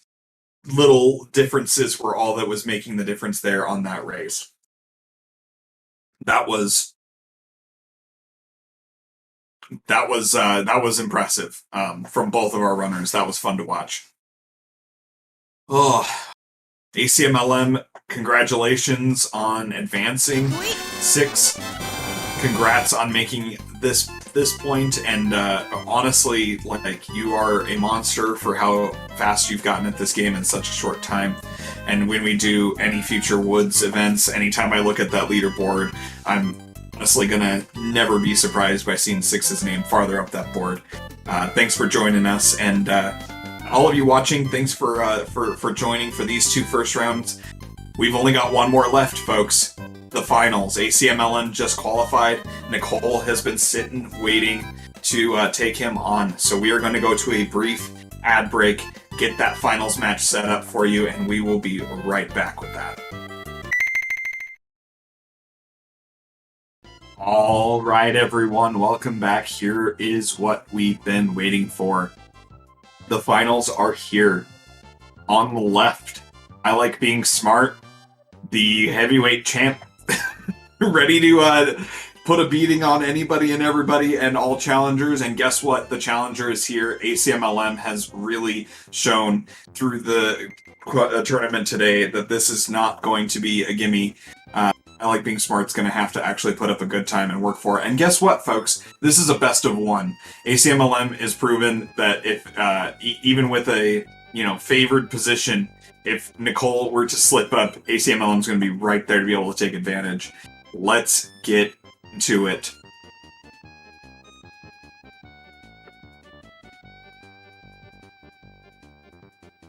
The runners have been informed we are ready to go. They are readying up. We will get going here in a second.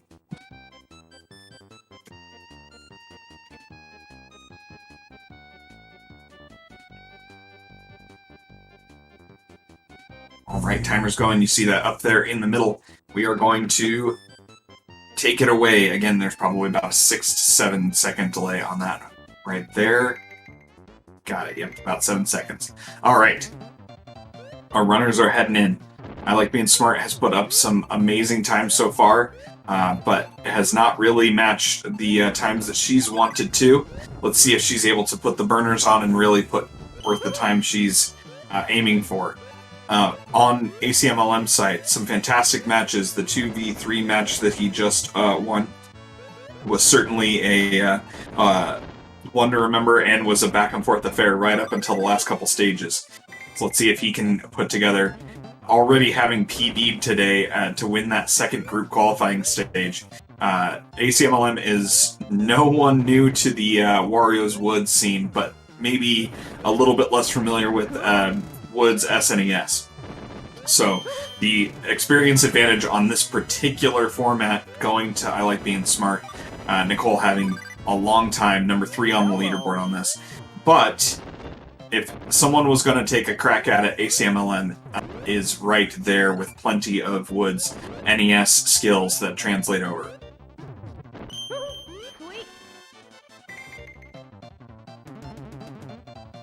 We are looking here already through 2 stages of Boo, blazing through. Let's take a look here, the setup on Nicole's side. Got a little bit of some extra pinks over here, got those blues. Working all together, really kind of waiting on a pink now. And there it is. What was that? Okay. Nicole moving some stuff around, not really sure what or why, but, you know, she's getting it done over here. Meanwhile, that cyan over there and getting rid of those yellow diamonds on ACMLM's side, putting together a bunch of that. A cyan right now would be fantastic for ACMLM. There it is. Let's see what diamond he gets. Blue will work. ACMLM might get out of Boo first. And he does. Just barely. Not much difference there. Mere seconds separating them into Stage 2 Aqualia. The board setup over here on Aqualia, ACMLM having to really mine down, doing his best Minecraft impression, really just getting down in there and mining for those cyans. Really wanted to set that up. Good move right there, waiting a second, not grabbing what he was originally going for. Going to use the white bomb to make sure that he eliminated the color completely. Getting another diamond right there, and another. That's a good setup. He's going to be able to clear this board here pretty quick. Not a whole lot left. Got the crush kill before he was able to finally clear it. Same on I Like Being Smart side. She was able to do the drop and got the crush first. These runners are within mere seconds of each other. Let's see how long we can do this before one of them starts to break away.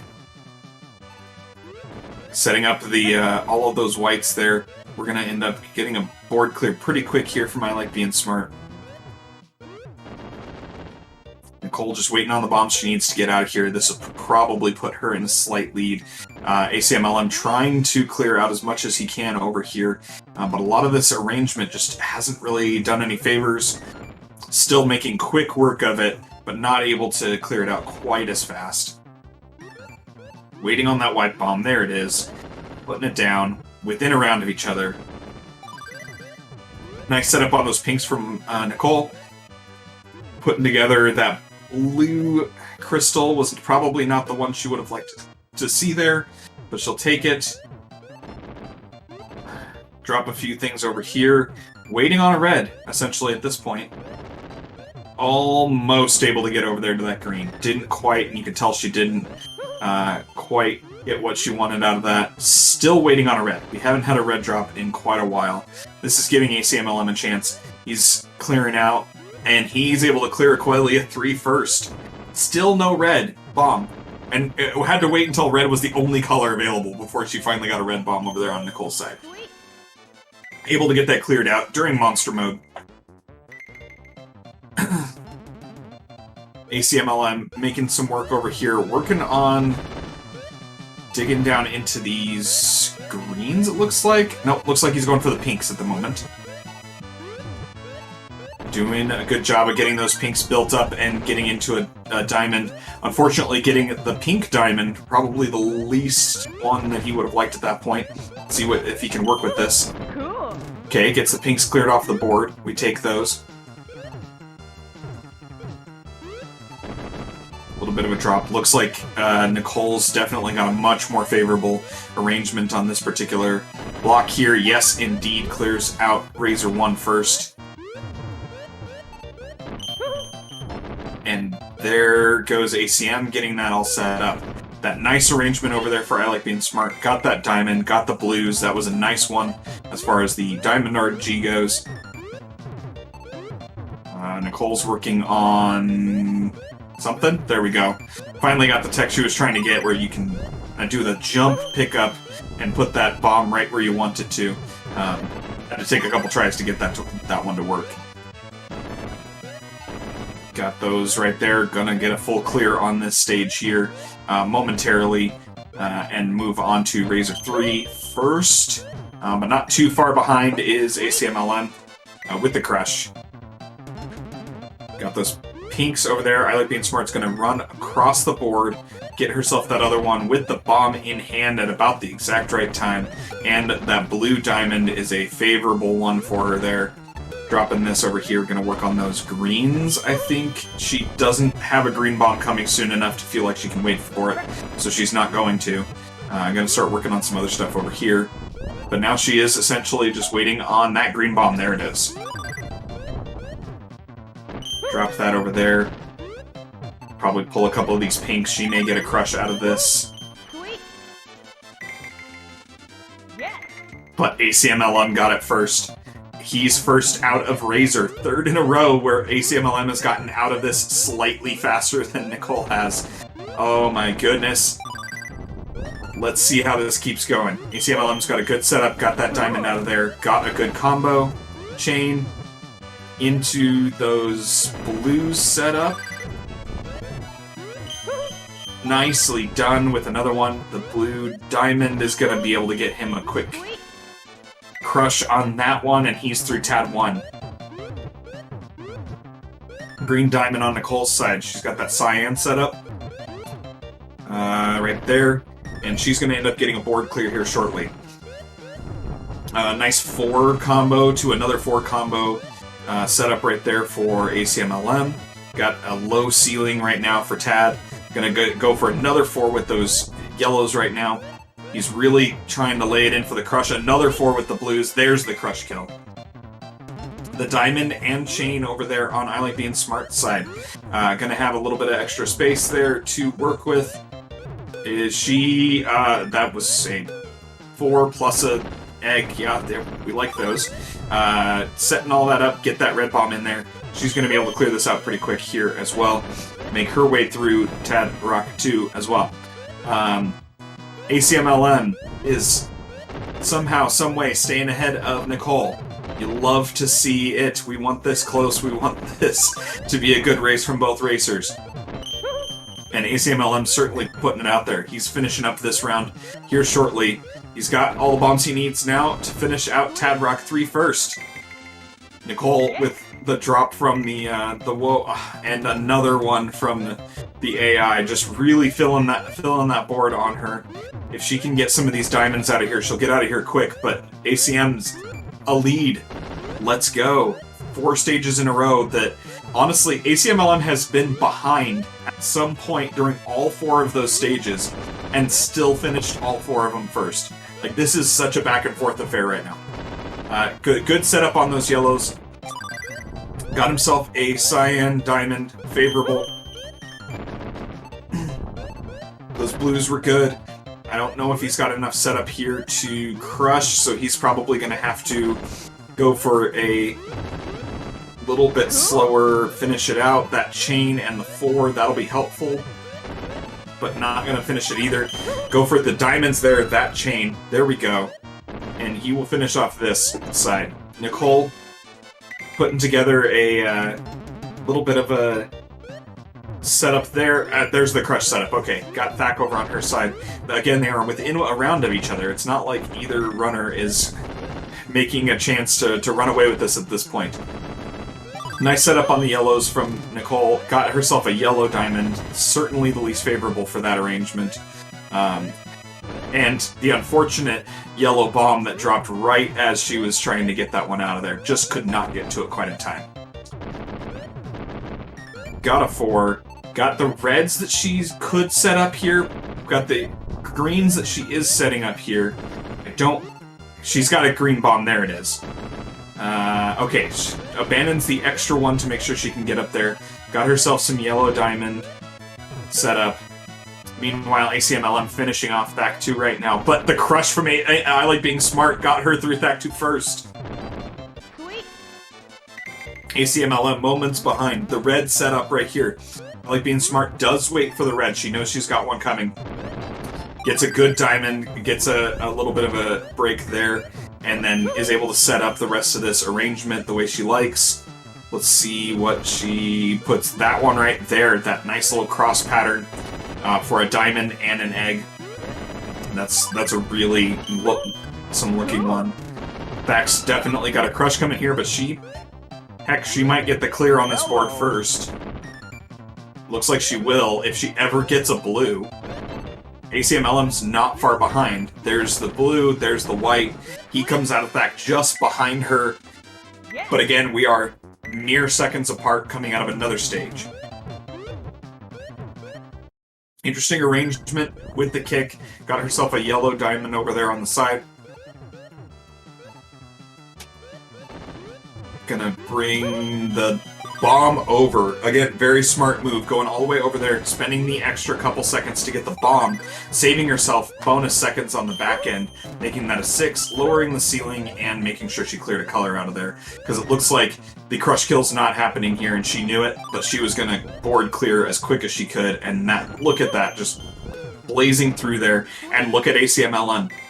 Mere moments behind. Down to 2 monster colors, down to 1 monster total. There's the cyan he needs with a kick. He's right behind. Oh, that did not work out the way that Nicole wanted. Got woed right there in where she was in the middle of walking. It's always interesting when Toads just kind of walk in, mind his own business, and suddenly there's monsters in his hands. Needs a red. Realistically, like trying to set up these cyans, that will definitely help. Red crystal. There we go. The red diamond just does the trick. Getting out of there. ACMLM keeping good pace over on his side, does not really have the setup for a quick kill or for a crush kill at this point, so he's going to have to board clear here.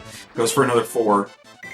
Gets 4 set up over there on those yellows to make sure he's out of there, and he's got the last couple. He's on cleanup. Setting up those yellows for a 5, the crystal right there. Which one did she get? She got cyan. That one's okay. Got some cyan bombs on the floor, on the ground, but she's gonna go for... Yes, she's gonna go for the setup on those greens right there. Didn't really go the way she wanted to right there, but she's got it set back up again. I don't know how long till she gets a green, but it's gonna be coming at some point. There it is. And that red diamond into the chain, into the crush kill. Beautiful. ACMLM's working on those blues. He's got it set up. He just needs to get that blue bomb now. Where is it at for him? Got those reds. Getting some of that cleared. Got that blue bomb kind of over there on the side. And yeah, that fell not how he wanted it to. He needed to dunk that up and then go back up and grab it again to avoid that. And that's just a tough movement to try and accommodate. He's got it now. Gonna drop that in. Gonna be able to throw down a couple here and be able to finish out Lizardon. The monster time's gonna lose him a little bit of time. That cyan diamond over on Nicole's side, not what she's looking for, especially with another cyan bomb showing up. But she's gonna force that off the board there and just literally start board clearing. Even with the extra color, she's just gonna have to deal with it and go. But she's cruising and has finally opened up more than a round lead on ACMLM. Not much more, as he finishes up Lizardon 3 right as she's going into Sarissa 2. ACMLM definitely staying inside the margin of troll here. This game is got enough RNG that no mere 1-round lead is going to be safe. Oh my goodness, that quick kill crush on Sarissa though, that That is valuable. Right there, setting up these kill diamonds and clears over here on I Like Being Smart side. Not waiting on the red. She clearly knows that her bomb seat does not have a red coming for it anytime soon. So she did not wait on that. Likely gonna have to wait on the green here. Or sets up the red underneath there for a possible diamond, and it's a red diamond. Again, the random draw what color you get on those diamonds, that was almost certainly not what she was looking for there. Would have loved to have had a green or pink. Sets up the green, there's the pink, there's the green bombs, she's got that cleared, she's out of Sarissa. Meanwhile, ACMLM is on Sarissa too, getting a pretty decent setup over here. Got a lot to work on. Okay, there we go, got those grays. I'm gonna bring that over there, and the cyan diamond is nice, that'll work. He's gonna get a... No, he's not actually gonna get the crush, is he? Nope, he's just gonna have to board clear, but he can do that here pretty quickly at this point. I Like Being Smart is on Mangilox 1, starting to build a little bit of extra lead here. Let's see if she can keep that up or if ACMLM can bring it back. Thought about going for the 4, ended up going for the 4 to turn it into a Coyote time chain there. Love to see that one. Deciding what to do with her greens here. She's a little bit back and forth on that. Ended up going for the 4 there as well. I don't think that arrangement was exactly the way she wanted it to go, but she's so fast at readjusting on those that it really doesn't matter if it goes her plan A. Her plan B is so quick. She's through Mangy 1. Meanwhile, ACMLM putting the finishing touches on Sarissa 3 here. Keeps trying to get the crush, but Sarissa keeps getting just enough off the board to keep herself from getting thrown down. This is going to end up being a stage clear on his side. Be able to get through there. Again, he's about a round and a half behind. I Like Being Smart with a nice chain into the crystal usage, setting up the blues for another crystal. And there we go, through Mangy 2, into Mangy 3. ACMLM got those whites for crystal setup right there. The favorable yellow crystal straight into a chain. Get those reds right there. Smart to go around and do that drop to be able to make sure that he gets all those down. And he's making quick work of Mangy 1. Meanwhile, Nicole is over here working on Mangy 3. Able to set up a little bit here. Put down those blues. Is not able to set up the fuller kills that she's trying to do here. The crush is coming eventually. There it is. That just took a long time to... That was a slow building crush right there, but she is casually an 18 going into the castle. Meanwhile, ACMLM doing a fantastic job keeping right on her heels.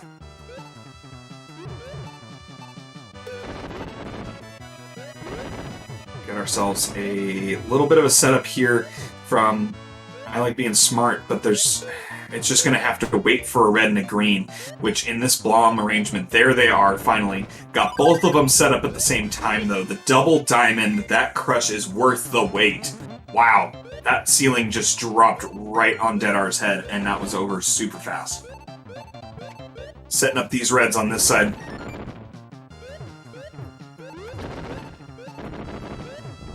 Got those blues over there. We're still probably a little way away from a red, so she adjusts, goes for those cyan. Getting herself set up to get rid of those blues. She's got those off the board, no longer in play. Little hop, skip, and a jump over there to set those reds up the way she wants. Jumping in to get those reds into a nice chain into those diamonds. Deadar 2. Meanwhile, ACMLM just finishing up with Deadar 1, probably around the same time. This lead has gone from about 1.5 rounds to about 1. ACMLM's got a setup over here with these greens. Oh, okay. Still working on the green setup. but goes for the 4 on those reds. Goes for a 4 on those. A 5. He's working on the crush kill, and he's working on it hard. Let's see if he's able to get it. Gets those diamonds out of there. Make sure that Dedar can't get a quick incidental. Working on clearing out some space to get another 4 there. I don't know if he's going to get the crush that he's been working on, but he's going to have those diamonds down there. Meanwhile, Nicole not really getting the arrangement she wants as far as the bombs, but she got Dedar 3 down right as ACMLN finished off Dedar 2. We're at basically a 1-round lead again. Let's see here. Good arrangement for Nicole. She knows what to do with this one. She's got the block she wants. Gonna get rid of those reds real quick. Throw down another diamond there. That got her the blue diamond, which could be useful, but those blues are buried. Doesn't matter. Got herself the crush kill. ACMLM's got a good setup here to get a diamond and the chain. And there we go. He's got himself another diamond. These greens might be enough for him to get a crush. Doesn't look like it will. He's trying to set up enough of those 4 combos to really get a crush kill. But he may just, yeah, he's just going to settle for the quick board clear. Finishes off Dedar 3. As I Like Being Smart is in Carlton 2. Extended her lead slightly. Nice setup there with the chain. And with the crush kill on Carlton 2, heading into stage 3 of the night. Nice setup here. I can't see a 5 combo that Nicole's going for here, so I think she's gonna just go and set up a chain right there, bring the pinks over, and go that direction. Had to build that one, a little bit of a slow burn there, but let's see. These whites look like another setup as long as she's got a white bomb coming. Using up that diamond to make sure that Carlton doesn't do a bunch of clear and mess her up. Get that bomb set up over there with a nice little chain. Starting to definitely get a low board over there on Carlton's side. Meanwhile, ACMLN got through Carlton 1 and is on to Carlton 2. A really quick kill from him might be able to build a little bit extra time here. We'll see. He was working on trying to get a 5 chain. Didn't quite get that. Got his 4 instead. And he's going to need some help from a board arrangement here. I don't think he likes this board arrangement that he's got right now. He's having to do a lot of work to get to whatever it is he's trying to set up. And if what he's trying to set up is simply that cyan 5 right there, he's going to need a good crystal. That blue might do, but this might be too little too late at hair now for a quick crush from I Like Being Smart. And we are now suddenly at a full stage lead. This arrangement right here on this Carlton stage did not do any favors for ACMLM.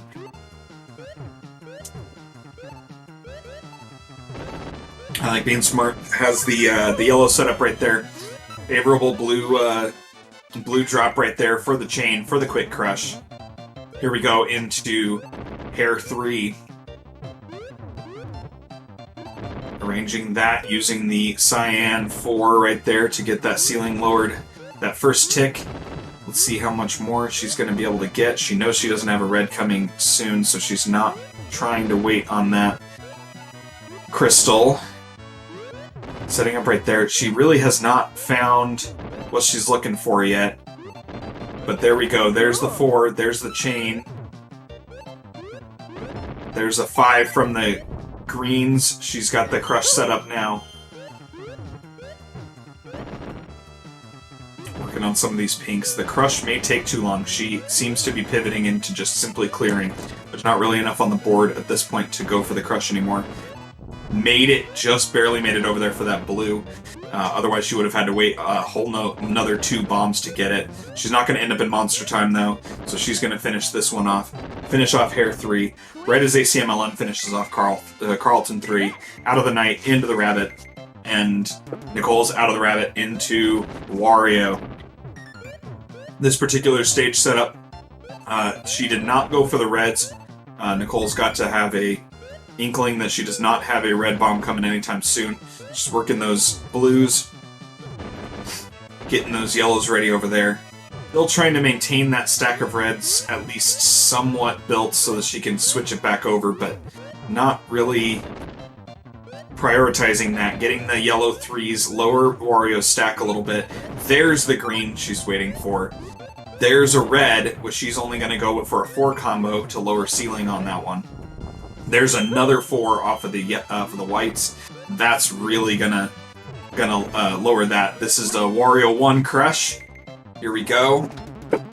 ACMLM's working his way through Rabbit 1. This is Nicole's to have at this point. ACMLM kept it very close early, but had a extremely unfavorable Carlton 1 and Carlton 2, and Nicole just opened up this lead and refuses to give it back. Nice setup there, nice chain. Making use of those crystals. This Wario's going to get crushed here shortly. Especially right there with those reds. That's going to lower it 2 more. Here comes the Wario Crush. But Nicole not making the rookie mistake. She ends up with the board clear before the crush. Maybe frames saved there, but we saved the frames apparently. Cool. Right there, nice setup. Got herself a very favorable blue crystal. Immediately had a spot to put that. Throw down on the greens. Use it on the yellows. Here comes Wario 3 finish.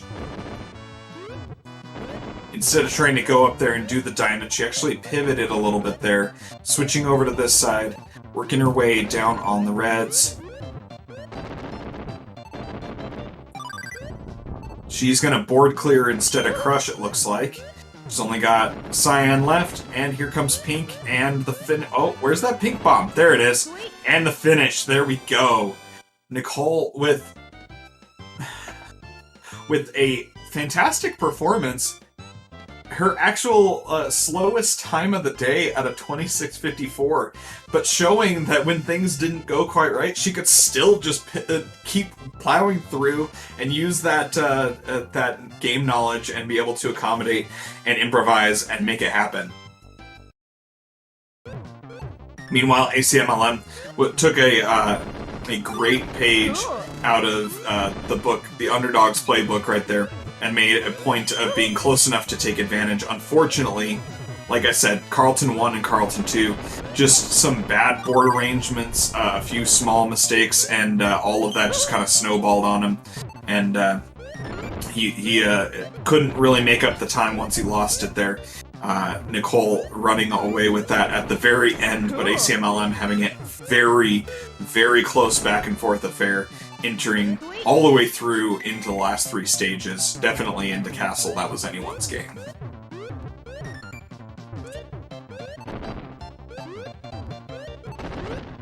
Working on finishing this Wario 2 off right here. Gonna finish with a solid time over here on ACMLM's side. Working those yellows at this point, I believe. Yes. Gonna pivot over here into the blues to get rid of that.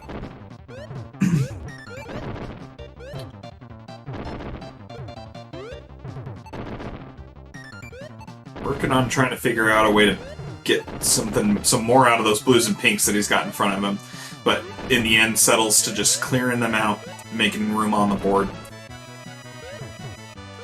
Not a great arrangement here on this Wario 2, but he's making it work.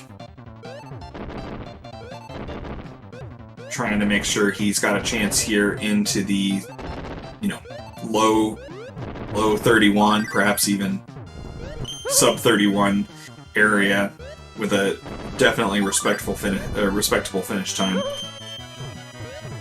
Put up a great show, especially through those early stages. Got to keep that nice and close, and definitely had a chance, if things had shaken down a little bit differently, to keep it even closer with Nicole. And oh, that red setup. Can he get to the... Oh, that is infuriating. You just missed the bomb. You can't pick it up. There's not really a way to dig down there and grab it. You just kind of have to eat it. Okay. Interesting way to try and get at those greens, but he eventually got to most of them. Pivoting over to those yellows, this Wario 3 is going to go down here momentarily.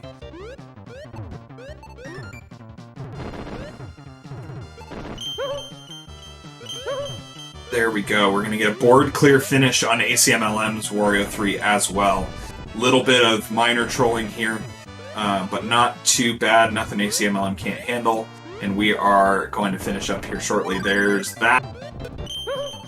A nice little kick with the reds. This monster mode cyan just will not go down. There we go. And the finish. Yes. 30-30, the official finish time for ACMLM. Fantastically well raced. Fantastically, close through large portions of the early and mid game.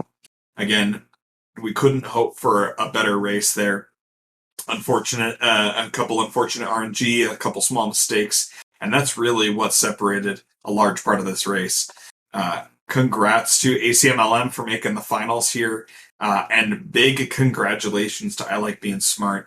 Gets the win banner on that side, and the victory toad. There we go. Very nicely done. And for our Wario's Woods 2022 League of Puzzle Speedrunners tournament, our official champ is now I Like Being Smart. Nicole's gonna have to go back to the VOD to see the victory toad. Apparently she missed it. Congratulations, Nicole. Very well done. Very well played. Congratulations, and thanks for participating for all of our runners today.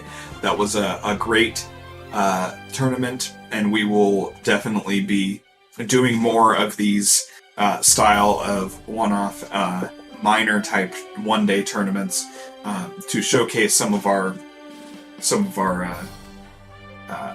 additional games. Our community has so much love for some of our action puzzle games, but there's so many great games like this one that we want to highlight. And honestly, we will probably have another Wario's Woods event at some point in the next couple of years. And I Like Being Smart has put a call out a couple times this last few months. Anybody playing now, watching this, who wants some help learning this speedrun, give her a shout. Give me a shout, give Six a shout, but definitely I Like Being Smart. You've seen the skill and the speed. She has put a call out. If you want help getting better at this speed game, she is willing to help any one of you. Just reach out or join us on our Discord or for future events. For all of you watching here today live, thanks. We appreciate it. For all of you on YouTube, we appreciate you watching these, and check out our other tournament recordings as well. See you all soon in our PPL 2022 tournament coming up here soon.